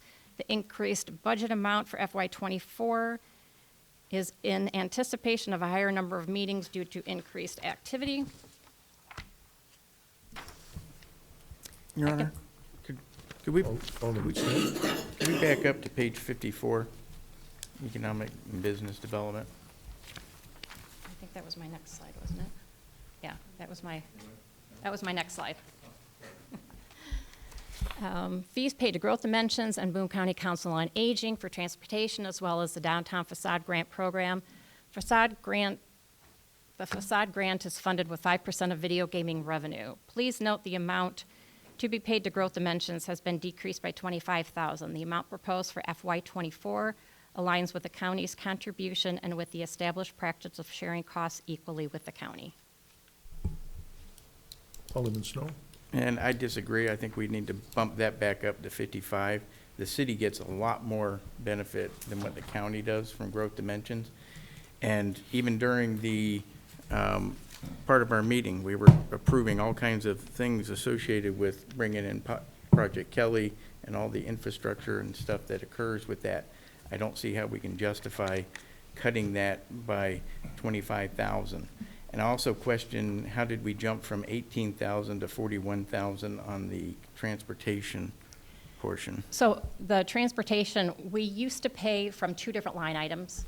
We paid the 18, it was, which equaled 41,000. It just came from two different line items. We've actually consolidated them, so it comes out of one line item now. So Was the other item to RMTD? It was all for the Boone County Council on Aging. RMTD, I refer to them as the big bus and the little bus. The big bus is what we paid RMTD, and we no longer pay that fee. We just paid, we pay RMTD, but it's for the Boone County Council on Aging, so it's for the smaller bus, the transportation bus. So again, where did the 18 get to 41? Where's that breakdown as to what that came from previously? So I'm a little back confused. on, let me go back here. Part of it, the 23,000 is from this line item. Like I said, we paid two different fees, two separate fees for the same transportation. One came out of here. It used to get paid directly to the Council on Aging. They have now contracted with RMTD for those services. Actually, the county contracts with RMTD for the Council on Aging services. So we used to pay Council on Aging, and we paid RMTD the 18,000. Now that the county takes care of that, we actually pay the whole entire amount to the county. So we, again, just combined two of those line items, so our expenses haven't gone up. Okay. We're just combining two line items. Okay, so then back to the Growth Dimensions. Okay. I would like to see that changed back to 55, and I would entertain that as a motion to do so. There's a motion on the floor. Is there a second? Motion by Alderman Snow, second by Alderwoman Fleury. I'm sorry, Alderwoman Prather. All right. Alderman Snow. So Alderman again, Snow? we as a city gain quite a bit, and comparing us with the county, because they only contribute 30, I don't see that justification. We gain so much more out of Growth Dimensions business, and most of the stuff that they bring in ultimately winds up in city jurisdiction, which benefits us. I don't know how we justified it, because the county is only paying 30, we're only gonna pay 30. Well, I might remind you that as Belvedere City residents, we also pay Boone County taxes, correct? So we Yes, pay. we do. Yeah, so we're paying, actually, you could say we're paying twice. We also Yeah. pay for sheriff protection, so we don't need the police department. Well, I don't think, to me, that's not apples and apples to apples. However, I will tell you that, you know, I have tried to have the council, make the council, or hope that the council would understand some of the unknowns that we have that are still facing us, you know, and I guess I would look at it as, is that something that we need, or is that something that actually we have funded that, I think $55,000 a year for the last 10 years while the county has been quite diminished. This isn't the same time as what we had last year, the year before. These are different times. These are changing. I don't know if you had paid attention here, but we had just had, you know, we have a Stellantis issue. We have an ambulance issue for over $1 million. We have a wastewater treatment issue for 5 million. We have a new well, 6 million? And we have storm sewer flooding that we had hoped to address, at least somewhat. So all of those things, you know, to me, the reason I took it out is because this isn't any one interest money. This is taxpayer money. This is all taxpayer money. And it's not any special interest. Believe me, there are other, I have you. You can put your hand down. Thank you. There are other interests that ask the city for money that we have not been able to, that we will not be able to afford to give them as well. We would like to give where we can. However, it's out of necessity, and it's out of what the need is, and we have to balance those out. I had, you know, we have the Mural Association that historically has asked the city for funding, knowing, you know, the predicament that we're in. Thankfully, they did not ask for $5,000. So we have historically funded that as well. But to me, you know, it's something you have to be prudent with their money, and I looked at that as being prudent on the taxpayers' side. Alderman Snow. And I get your point, but also we're going to hedge against having economic growth when we need it, even more so now that we have the potential loss of Stellantis in the long run. Again, it doesn't make sense to cut back on something that has been so fruitful and is going to continue to be fruitful and has consistently been fruitful. Well, these are extraordinary times, and I think everybody would tighten their belt, I guess. I would say that. There's nobody, you know, I've said this before, there's really no sacred cows.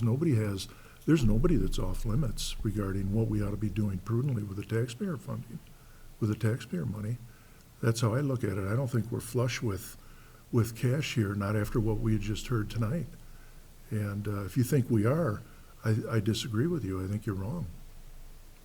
And I don't say that we are flush with cash. Okay. I'm just saying that we need to maintain this in order to keep us moving forward in a positive direction and create that growth that does build that revenue and that growth that we needed anyhow, regardless of whether Stellantis folded or not in our particular location. Okay. Alderman Prather. Thank you, Your Honor. I remember last year when we had been proposing various cuts for growth dimensions that it had been brought up that pretty much the work that growth dimensions does with the staffing that they have, normally other cities have people on the city payroll that actually do the work that their organization does. And if I recall, you'd basically pay someone in excess of $100,000 in a salary for one person to do the work that they're doing. So if Growth Dimensions is not able to function and do the work that they've been doing, I feel that that's a detriment both, I think it would be detrimental to the city in the long run if we were to have to employ someone to do that. And then I'd be also curious to know how this would impact, if Growth Dimensions had to cut back on staffing or they had to, whatever they had to do to make that kind of a budget work for them, what kind of impacts could that potentially have on our staff with planning and zoning as well as the building department? Gina, if you could answer that for me as well as Kip. If I might answer real quick first, that question. So you realize that, I hope the council realizes that there are no staffing cuts that are off limits. I mean, those potentially, as we go, and this picture, financial picture plays itself out, I mean, we may have to make cuts. I don't know.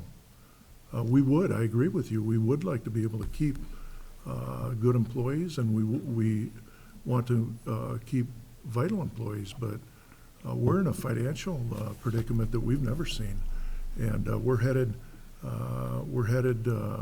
further and further towards one with our inflationary rate.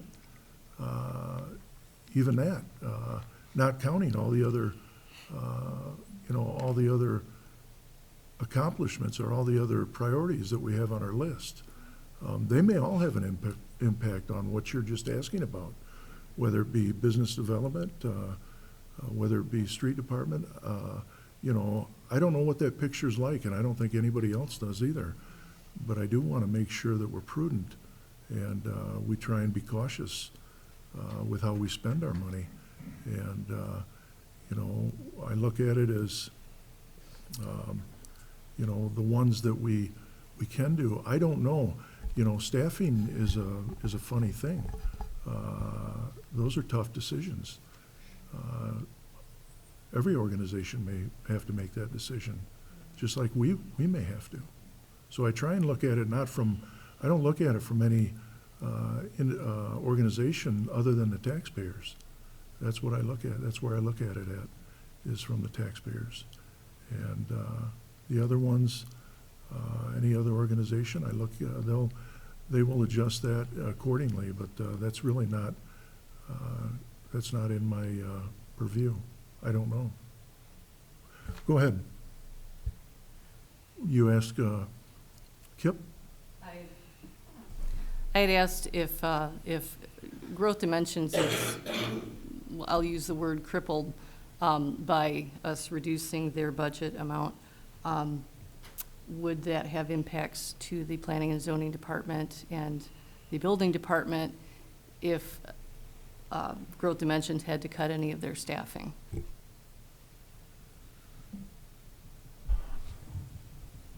I think any municipality or any form of government is responsible to have an economic development department in their budget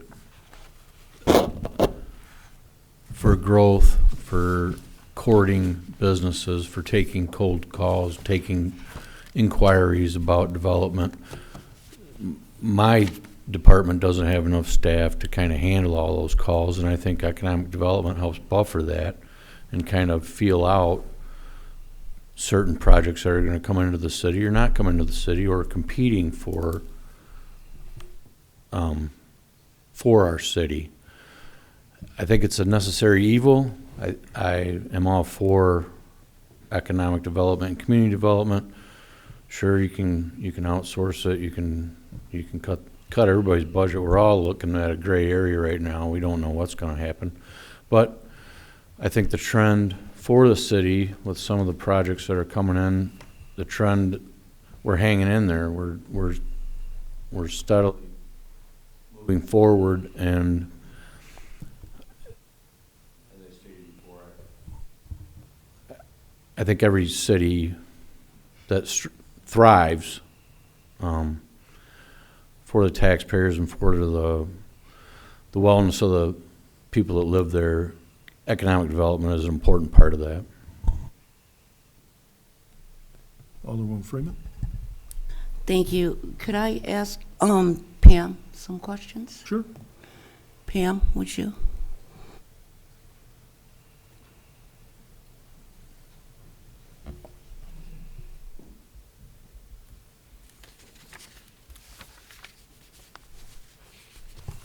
Thank you. Okay. So tell me, Pam, did you play an intricate role in bringing Project Kelly to Belvedere? Yes.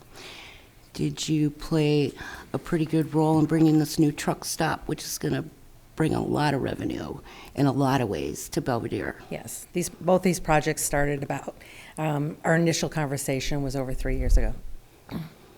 I see the truck stop as a huge source of revenue, especially with the dispensary coming, possibly a hotel. I thank you for your work on all of that. Thank you. Even though Project Kelly is like on employees, it still was the most important thing we could have done to expand that Irene Road area out there for more potential businesses. So if Stellanta decides not to be a part of Belvedere anymore.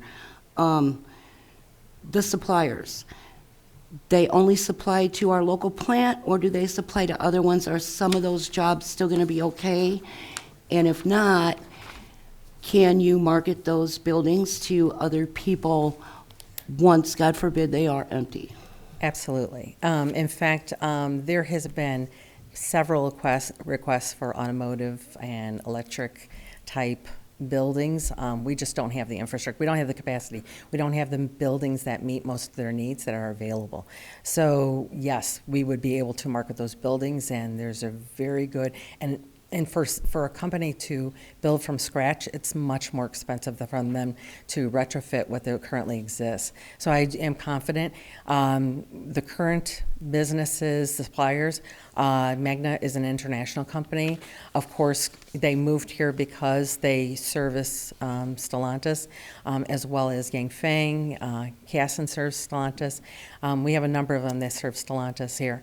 However, Magna's an international company. Yangfeng's an international company, but I believe they don't have a contract currently with FCA for here.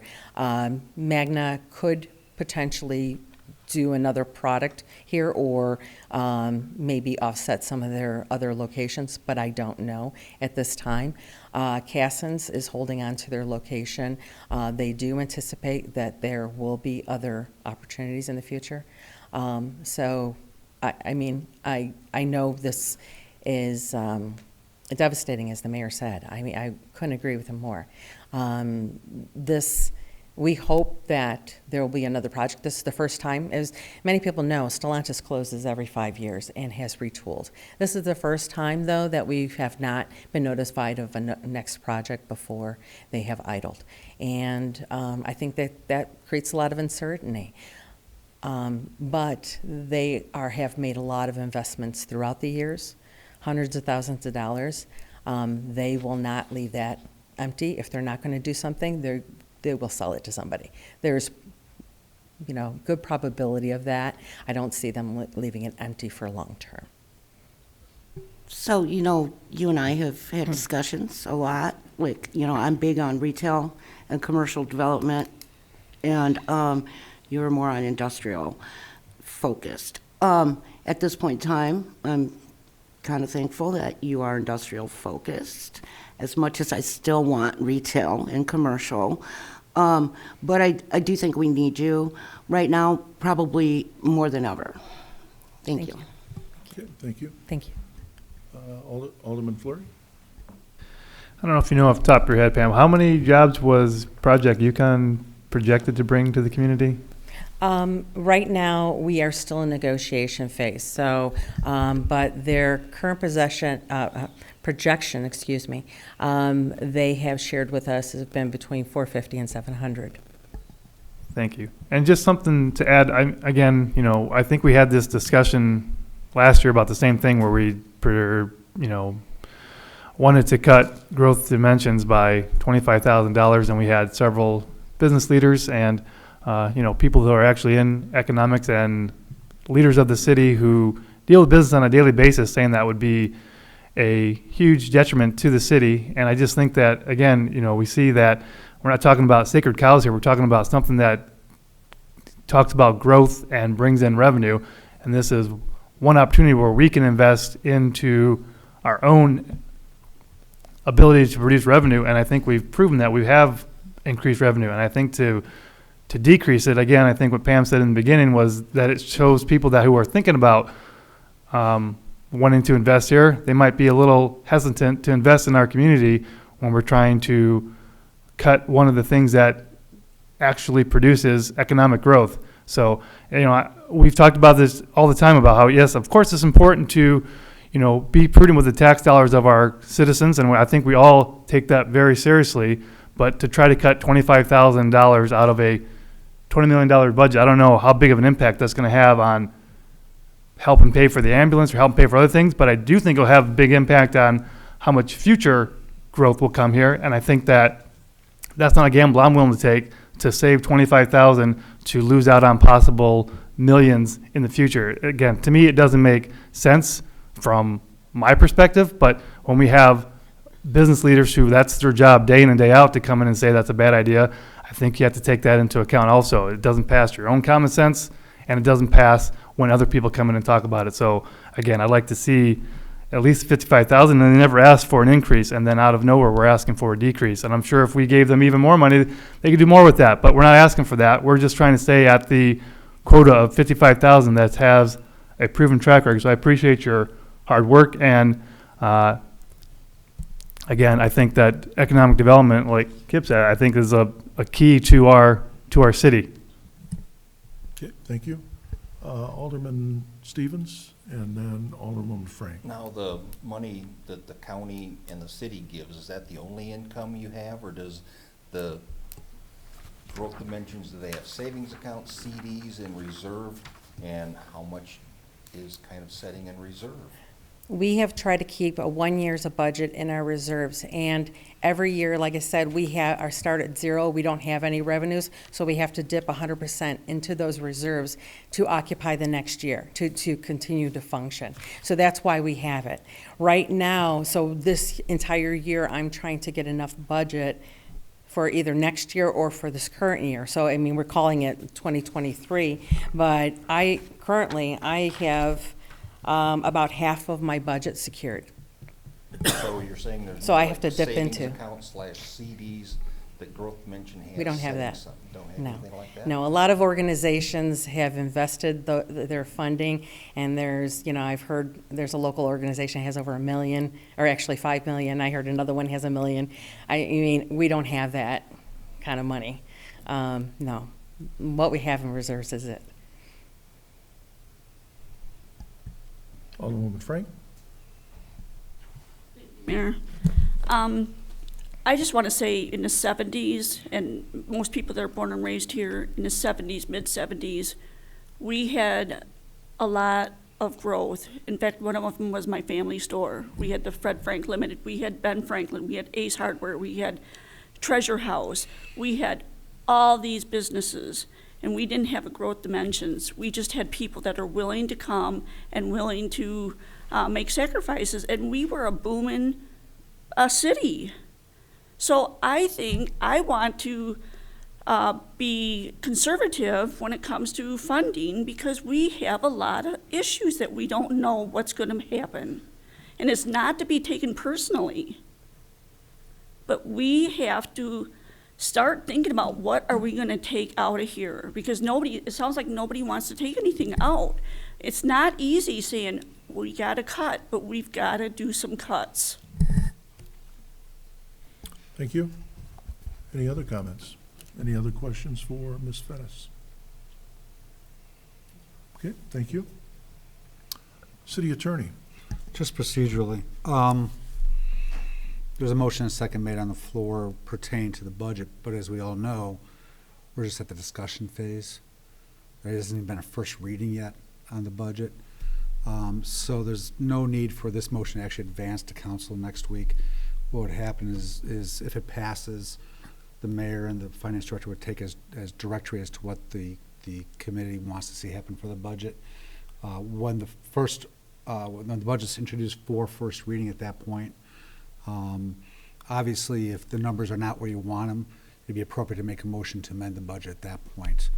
But this is really directory towards the city administration as to what you want to see in the budget, because again, it has not been introduced yet at council.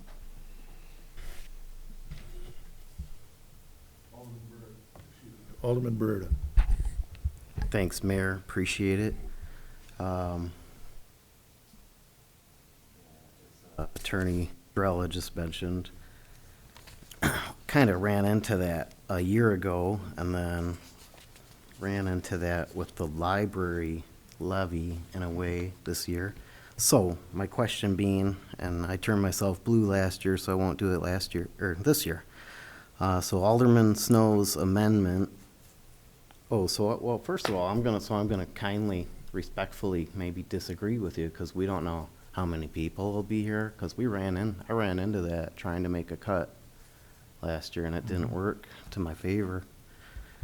So, that being said, Alderman Snow has an amendment on the floor, and I'd like to make an amendment to this figure as well, to the 30,000, but it isn't 55,000. Make a motion to his amendment, or if we vote on his amendment and then I pitch mine, or how exactly do we work this? You can do it either way. You can actually make a motion. I prefer to see this amendment decided and dealt with, and then make yours. It'll make a cleaner record. Okay. Okay, well, appreciate that, because I'd like to make another amendment to this figure, but it wouldn't be 55,000. Okay, well, we have an amendment on the floor. Then I guess, would it be a show of hands, or since it's not, or would it be a vote? You can do roll call, it's fine. You can still do roll call. You're asking for a roll call. Okay. So we have a motion on the floor then to reinstate the budget for Growth Dimensions from the amount that's in the budget from 30,000 back to 55,000. Motion by Alderman Snow, second by, was it Alderman Fleury? Prather. Prather, I'm sorry. Okay, all those in favor, will, when their name is called, answer aye. Any opposed, nay, as the clerk calls the roll. Brereton. No. Flurry. Aye. Frank. No. Freeman. Aye. McGee. Nay. Porter. No. Prather. Aye. Snow. Aye. Stevens. No. 4 in favor.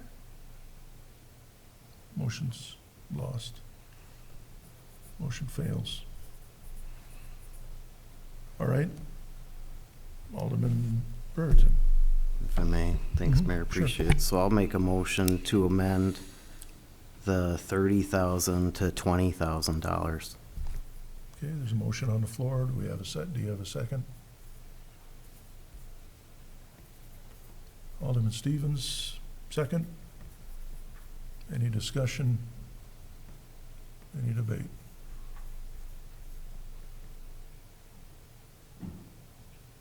Okay.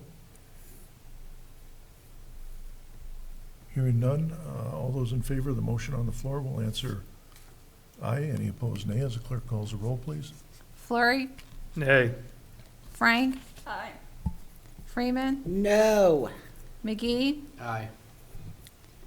Porter. Aye. Prather. Nay. Snow. Nay. Stevens. Aye. Brereton. Aye. 5 in favor. Motion passed. So that is direction for the administration to, in first reading budget, set the line item for Growth Dimensions at 20,000. Mhm. Correct. All right. Next one is tourism, which is a matching grant to the Boone County Arts Council of up to $5,000 for mural maintenance. As mentioned previously, the Arts Council is not seeking funding for FY24, so that value is 0. Historic preservation, printing and brochures, awards, banquet, website maintenance, advertising, postage, office supplies, and the like. Historic preservation does not anticipate an increase in expenses for FY24, so the line item remains the same. And the next 6 slides relate to Buchanan Strolls. Beginning this fiscal year, the Chamber of Commerce took over hosting strolls. Therefore, all 6 related line items are at 0. Oops. And our last and final slide for the general fund budget is non-union salaries. For fiscal year 24, a 3% increase is assumed unless noted below.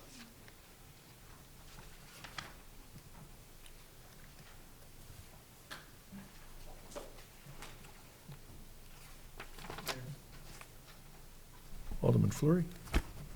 Thank you.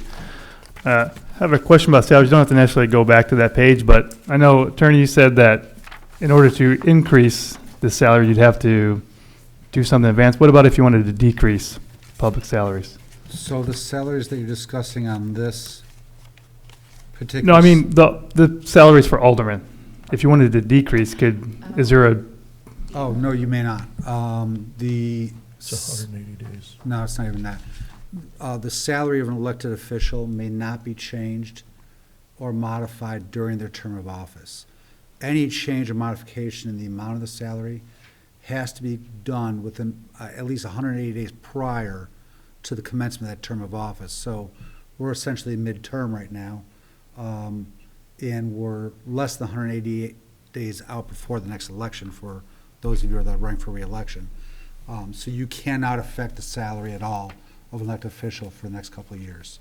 Right, so even if you wanted to decrease it, you Correct. can't do that? Okay. You could adopt an ordinance that would be effective and realistic with the 2025 officers that come into office then, but you wouldn't be able to realistically affect it for this budget.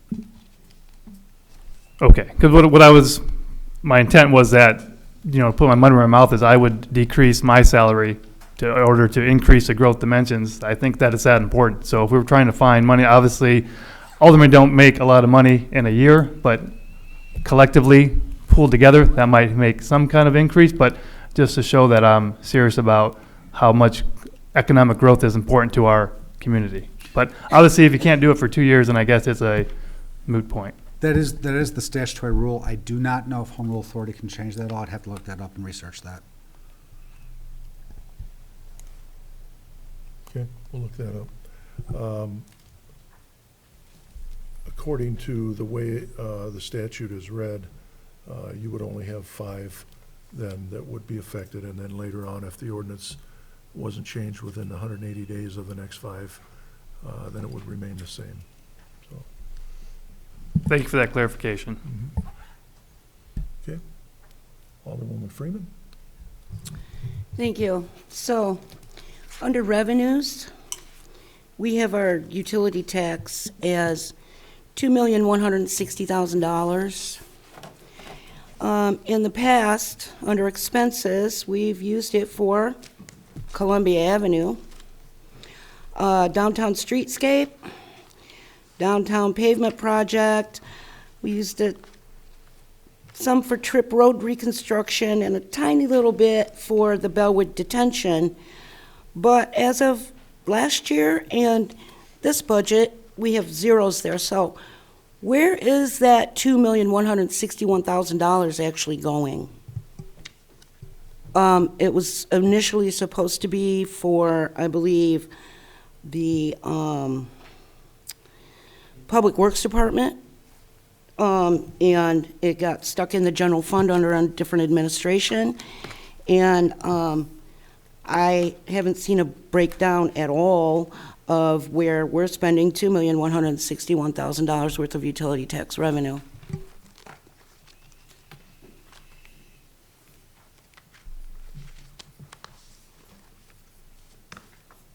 You are correct that it is still under general fund. Like you said, that change was made in prior administration. I don't have those figures in front of me, unfortunately, to let you know where that money has gone. We'd have to take a look and see what we can find, but I don't have any of that information with me. So where would it be going in this budget? The revenue from that? Yes. So we have line items for those utility taxes. I think that was near the end of the revenue packet.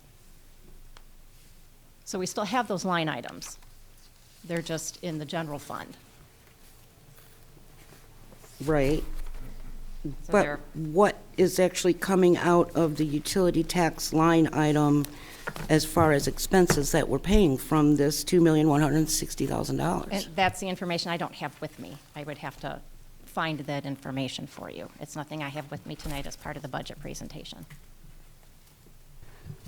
Oh, okay, thank you. And if we're getting nitty-gritty cutting, a lousy $20,000 out of a $23 million budget, then maybe we should not be in the North Cog. Maybe we should not be giving any money to the, Rubbing Elbows Club that I like to call this Chamber of Commerce for dinners and such. Maybe we shouldn't be in the IML. Maybe, if we're nitpicking $10,000, $20,000 out of a $23 million budget, then let's get down to the chicken scratch. Anybody else? Alderman Stevens. I mean, I've always thought the utility taxes should go to improvements, but when I asked before, I was basically told it's spread throughout the entire budget equally, so there's no real accounting of it. I believe that's correct. Again, I'd have to go back and take a look and see if we can pinpoint anything, but for the time I've been here, it's just been general fund revenue. Okay. Alderman Snow. And to Alderman Fleury's point, I actually invested in one of the minimum investments as part of Growth Dimensions as one of their sponsors. So you people, aldermen, other people could participate in that regard if they don't want to tap the taxpayers. And we all do draw a $7,000 salary a year, well worth the investment. Any other comments? Okay. Alderman Porter. All right, well, we're talking about costs here. I'd like to maybe go back and revisit what Alderman Prather was talking about in page 26. I'm still not clear on quite, what the answer was that we got on that one. I don't know if Alderman Prather is, but Shannon, you were saying that the previous person who was the finance officer was, the reason that this increase here is so high is because they were doing other work that you're not going to be doing now, but the auditing company is doing. Is that what I'm understanding? That was a portion of it. They contracted with Sickage to perform additional duties since that person was not here to complete them. Yeah, she left her, like I said, I think it was 15,000 maybe. Okay, but this. So that's a portion of it. And again, as Chief Shadle had mentioned, the fees change from year to year because usually every other year we have full reports and full audits that need to be done for police and fire commissions. So that's not a recurring fee every year. So those will change slightly. And I know last year, as mentioned before, we had several, the ARPA audit and things like that were additional expenses, additional requirements. Okay, I guess maybe I'm not understanding it then, because it should be going down now that you're going to be doing, the work, correct? Correct. And actually, again, I just plugged in the 50,000 figure because I didn't know if Lauterbach was going to increase fees or anything like that, so I just built in a fee increase should there be. So the finance director cannot do the audits. She assists in gathering the paperwork for the audit and assists them digging out the information they need to do the audit, but the whole purpose of the audit is the city does not do their own audits, and outside entity doing it. Each year, their fees do go up, just like all costs go up. And in given years, depending on what grants we received, they were required to do what's called a single audit, which is additional expense. We do run additional expenses with respect to the pension boards on a regular basis. Heck, even the library sometimes, if they're going to look at stuff at the library, although they have their own audit, it may impact the expense of our audit as well. So those costs do go up every year.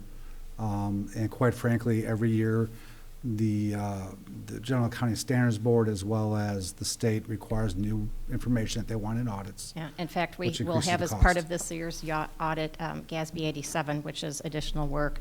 It involves all of our leases. So that will be additional work that the auditors will have to do, and we will have to be pulling on our end. And I think next year they added, another report is added as well. So it's additional work for the auditors to do each year. Okay. Your Honor. Alderman Snow. So are yearly audits required or just recommended? And could we not do it every other year? You need to do it every year. They're required. It's I'd have to look statutory? at the state statute, but it's required just for bond rating alone.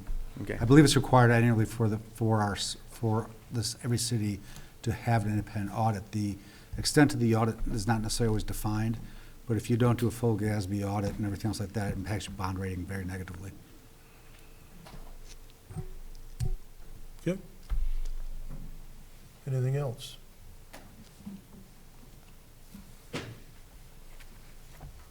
Alderman Fleury. Are you still going to discuss Exhibit B, or are we done with that? 'Cause I do have a question about that. No, that's certainly up for discussion. So again, nothing personal, Shannon, but I see that your salary's going from 82,000 to 92,000, and I see it's denoted that 3%. And I think across the board, I think 3% increase for everyone on there, I think is a reasonable amount considering what we paid the union employees. But could you explain to me why, in this hard economic times, why we're increasing an extra 7,000 to the finance director? I can answer that. So when Ms. Hanson was hired, as you may recall, her predecessor had actually left early, and it required a whole lot of work. It was a good gauge, whoever came into that position, on what that salary would be. So Ms. Hanson had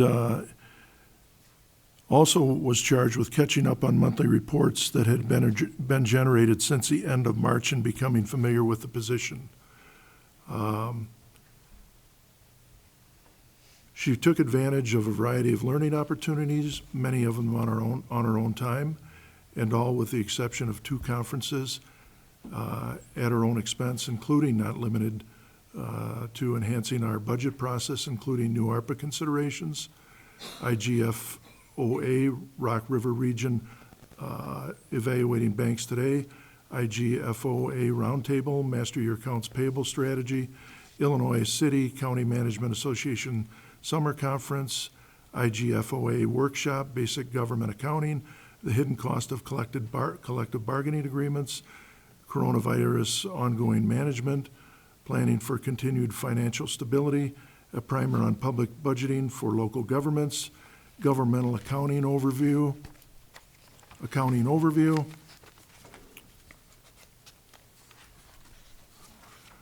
Rock River local records retention, best practices, Rock River implemented GASB statement number 87 leases, IGFOA annual conference, Rock River investing in rising rate environment.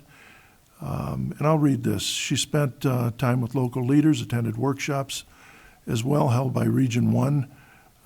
She also got caught actually completing our budget with Sikich, the city auditors, and that certainly she had did on her own. There was, when we talk about individuals coming into a position, she came into a position, and actually the city council, you may recall, that there was an offer that she was going to receive assistance from the individual that she replaced. That offer was retracted, and she didn't receive any assistance. Not only that, but she wasn't even able to call that individual.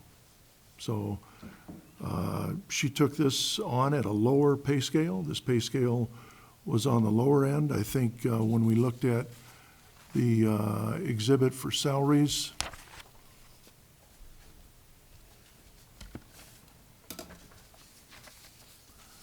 regarding the position, we had talked about a finance director and what the regional cost or what the regional expectation was to pay for that position. The average pay in 2021 for that position was $135,000. So we hired Ms. Hanson for $80,000.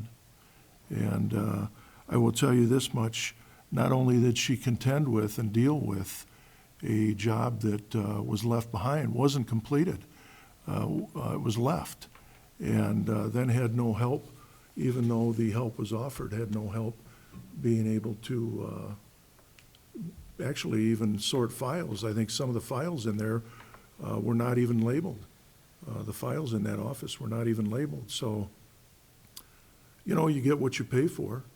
And in this regard, I think she's done a fantastic job, an admirable job, especially considering the circumstances that she came into this position under.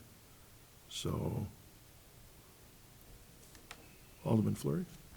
Right, and I understand comparables. I mean, everybody on this list is getting paid less than their counterparts in other municipalities. That's not true.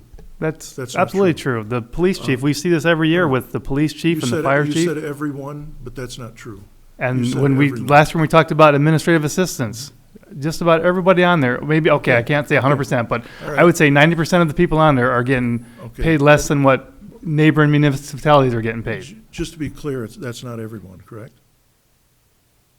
I'm talking about on Exhibit B, that's right in front of Yeah, us. But you said everyone is getting paid less, but that's not true. Compared to their counterparts, if we take the average, we've talked about this last year, when we talked about raising the money for the assistants, which I think every one of those people deserve that 3% increase. So I'm not disputing that. What I'm saying is that what we've talked about tonight is economic uncertainty, and again, nothing personal, Jan, you have done a great job here, but as we're going forward, you know, to bump her salary up that 7,000 to get to 92,000, I understand what you're trying to do, but if we're talking about economic uncertainty, we don't know what revenues are going to be coming in and what expenses we're going to have with our ambulance and the possibility of Stellantis shutting down. I just don't see this year as being the year to increase that. Maybe revisit this for fiscal year 25. I think that would be, I think, a more of a reasonable pursuit of this. Okay, thank you. Alderman Snow. And I have to echo Alderman Fleury's deal, and I would make a motion to eliminate the 7128 increase.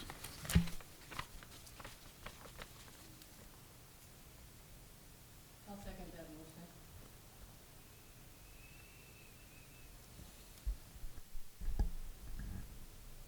Okay. Alderwoman Freeman? Thank you.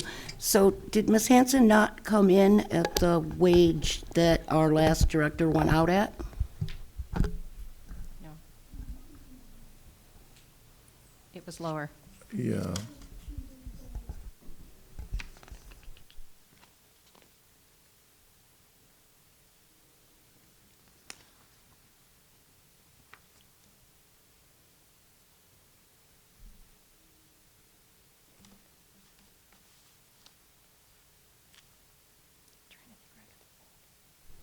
Okay.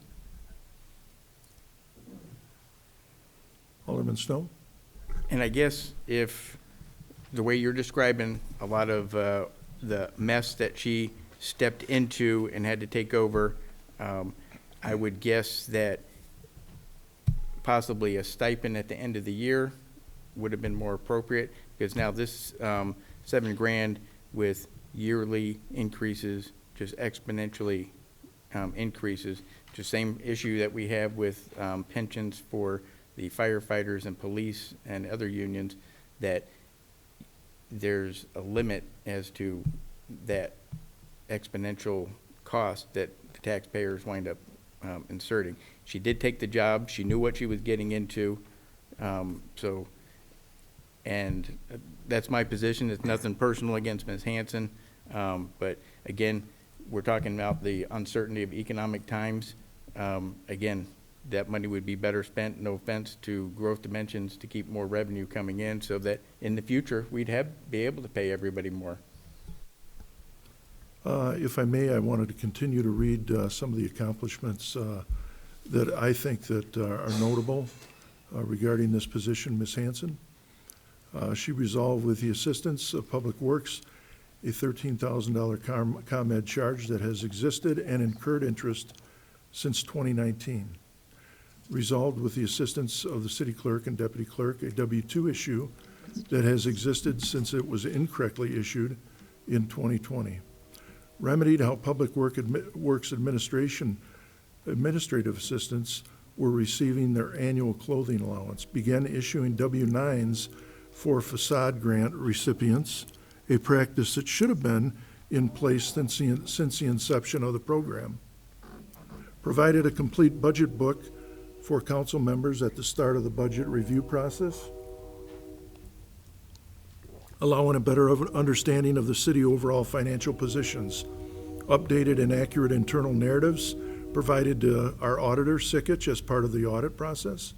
Provided copies of internal control narratives to council members to provide education on the processes currently in place, worked to successfully eliminate two deficiencies from the city audit program, applied for and received $2,500 ComEd Powering the Holidays grant for our hometown Christmas, applied for and received in partnership with Growth Dimensions a $15,000 National League of City Institute grant for Latino entrepreneur development, applied for, waiting for determination, a $50,000 T-Mobile home grant for city council furniture and city hall painting, reduced the number of sales tax occurrences on city credit cards, and work with various departments and vendors to establish the accounts so city employees can purchase items without paying sales tax.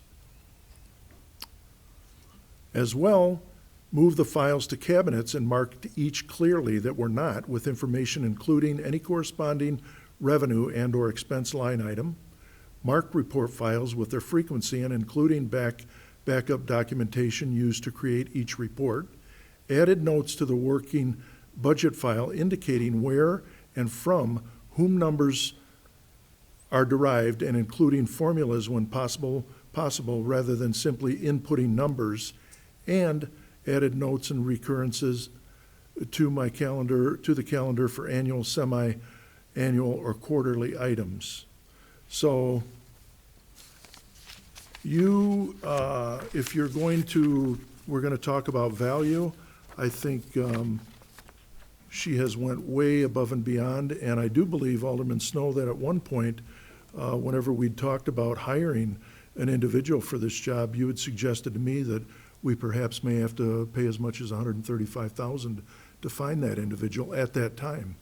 And I disagreed. I thought we could find somebody that would be able to do the work and has proven that they can do that work and much, much more on behalf of the city. So is that of value? I contend that it is. And, we have a difference of opinion, I guess. Alderwoman Freeman? Thank you, and we're all very appreciative of staff members who go above and beyond in performing their job duties. I don't begrudge Ms. Hanson anything. And I'm thankful that she has put forth 110% effort into her job and performed her duties very well. However, I don't think that, as a mayor, taking money from one line item so that you can give it to somebody else in another line item is very fiscally responsible. Well, first of all, your comments aren't really relative. That amount is not the same. You're trying to equate it to the same amount. It's not the same amount by any means. I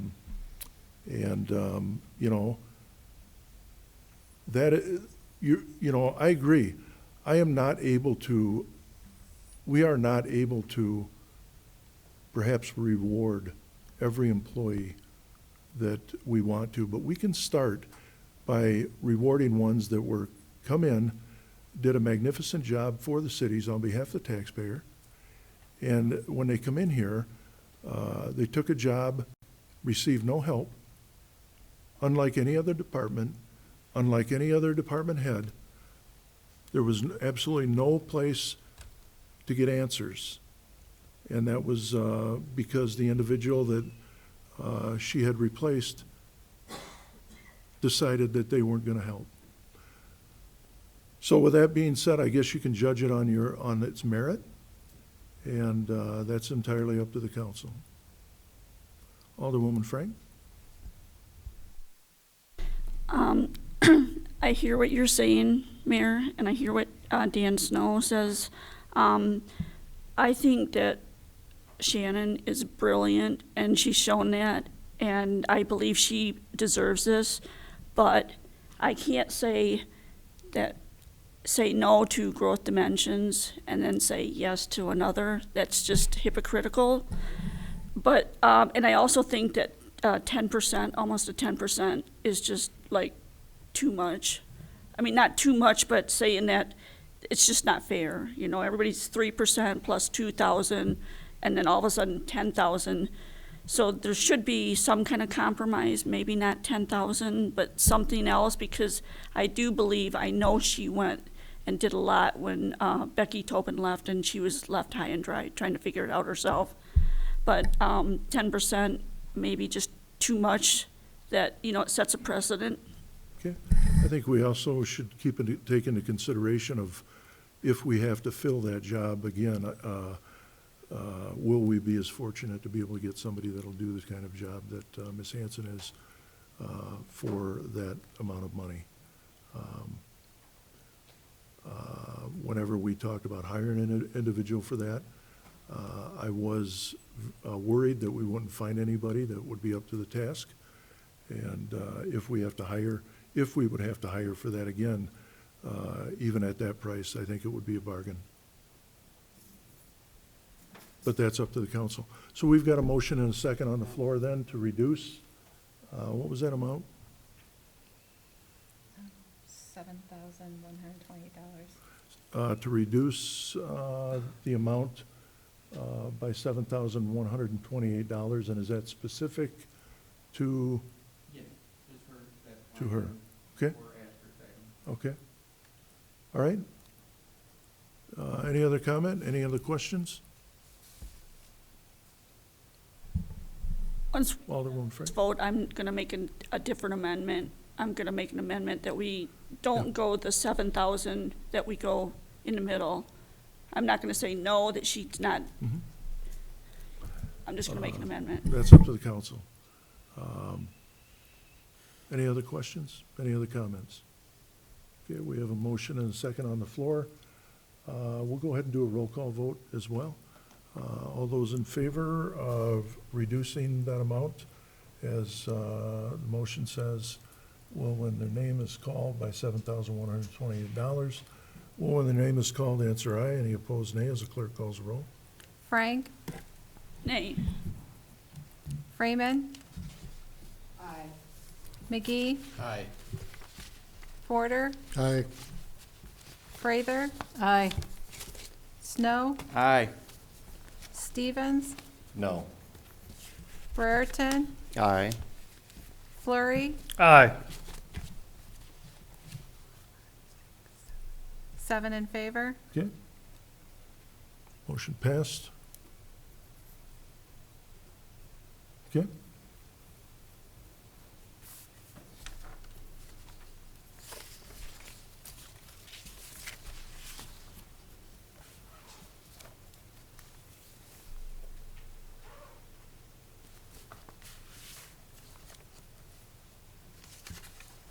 All right, is there any other amendments or any other discussion?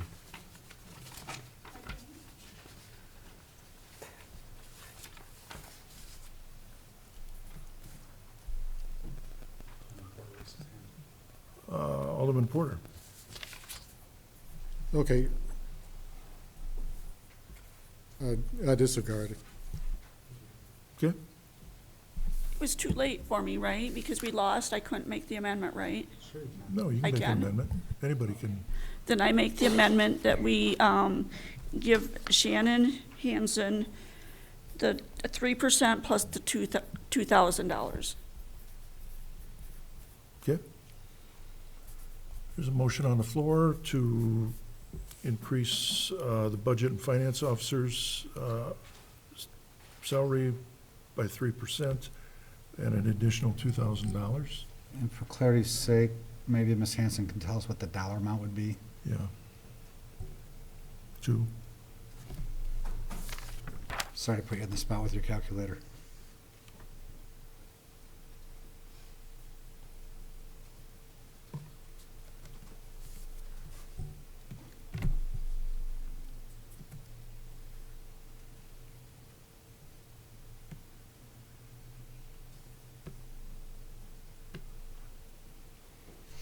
The amount would be 86,872. And just backing up real quick, you had asked the salary of the previous finance director, and in '22 it was 85,613.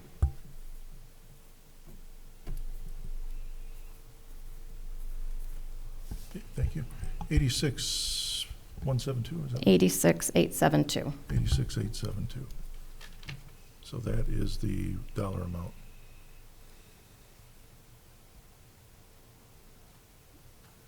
Is that a motion? Yes, that's my motion. Okay. We have a motion on the, and a second on the floor then. Any other discussion?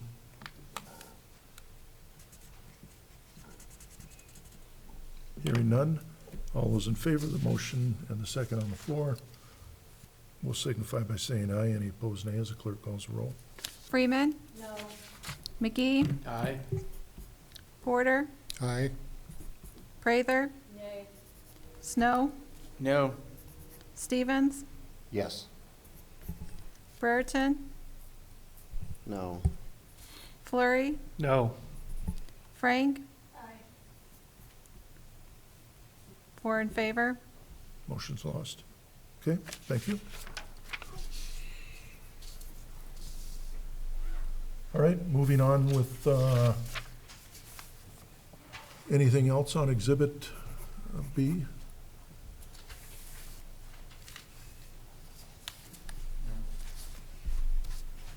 Alderman Porter. I have a question. Yeah.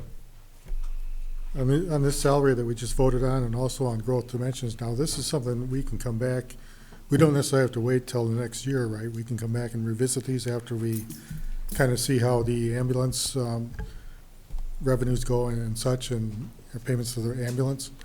I think any changes that come before the budget year would be a supermajority approval by the council, is that correct?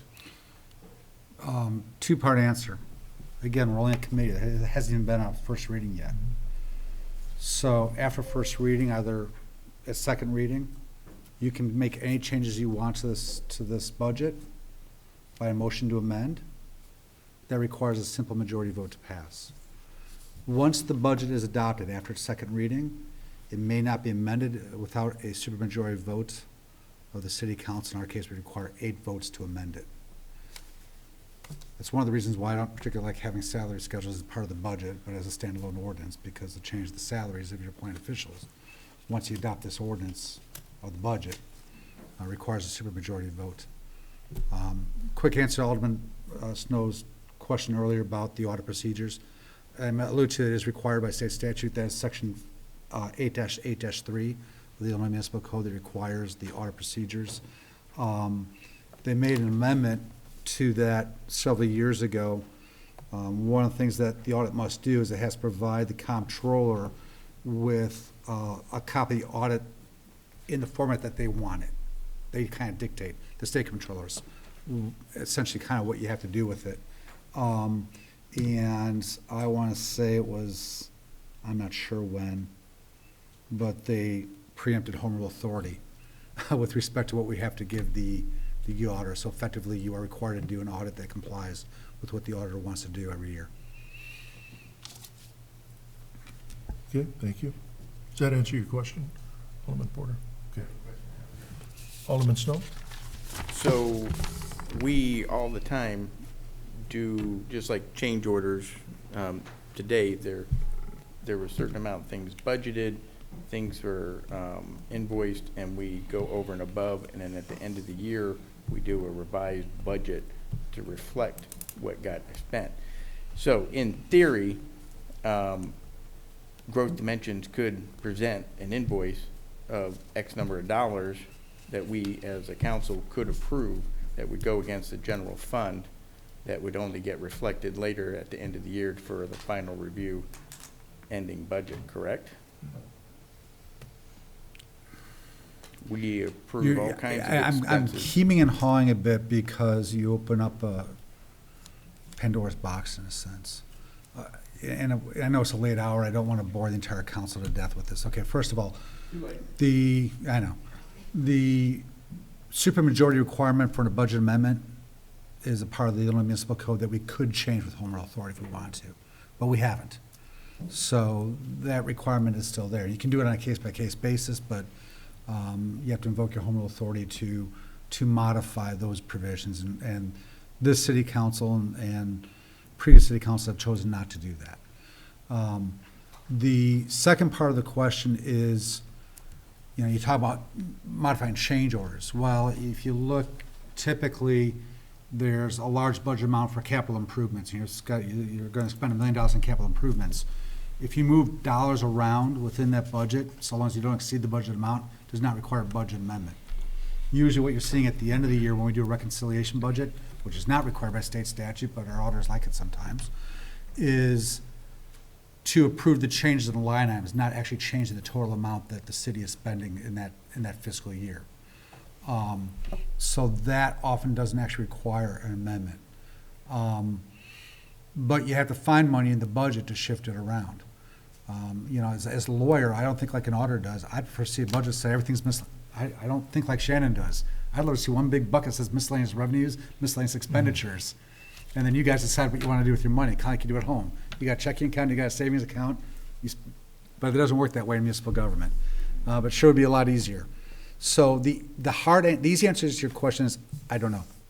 It depends on how specific the budget is drafted, and what fund it's coming out of to pay for those things, and whether or not you're willing to slide money away from one egg or one bucket, and as long as that bucket's in the same fund, slide it to the other bucket in that fund.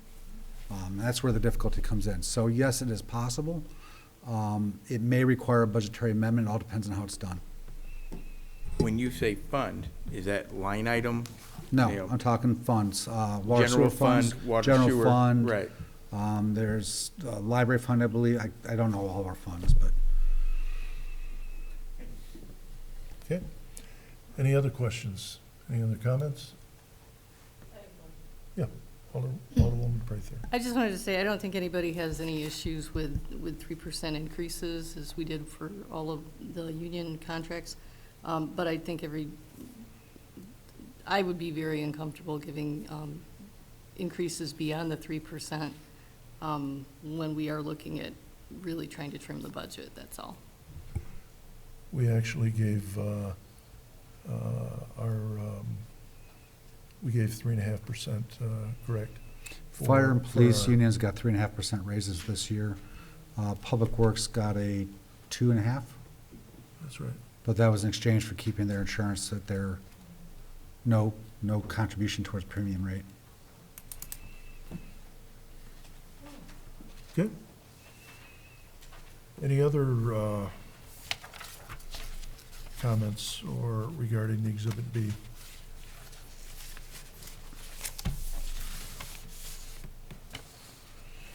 Okay, hearing nothing else on the agenda unless somebody else has something else. Entertain a motion to adjourn, please. Motion by Alderwoman Prather, second by Alderman McGee. All those in favor say aye. Aye. Any opposed? Okay. For the record, we adjourned at 9:08 p.m. Thank you, everybody.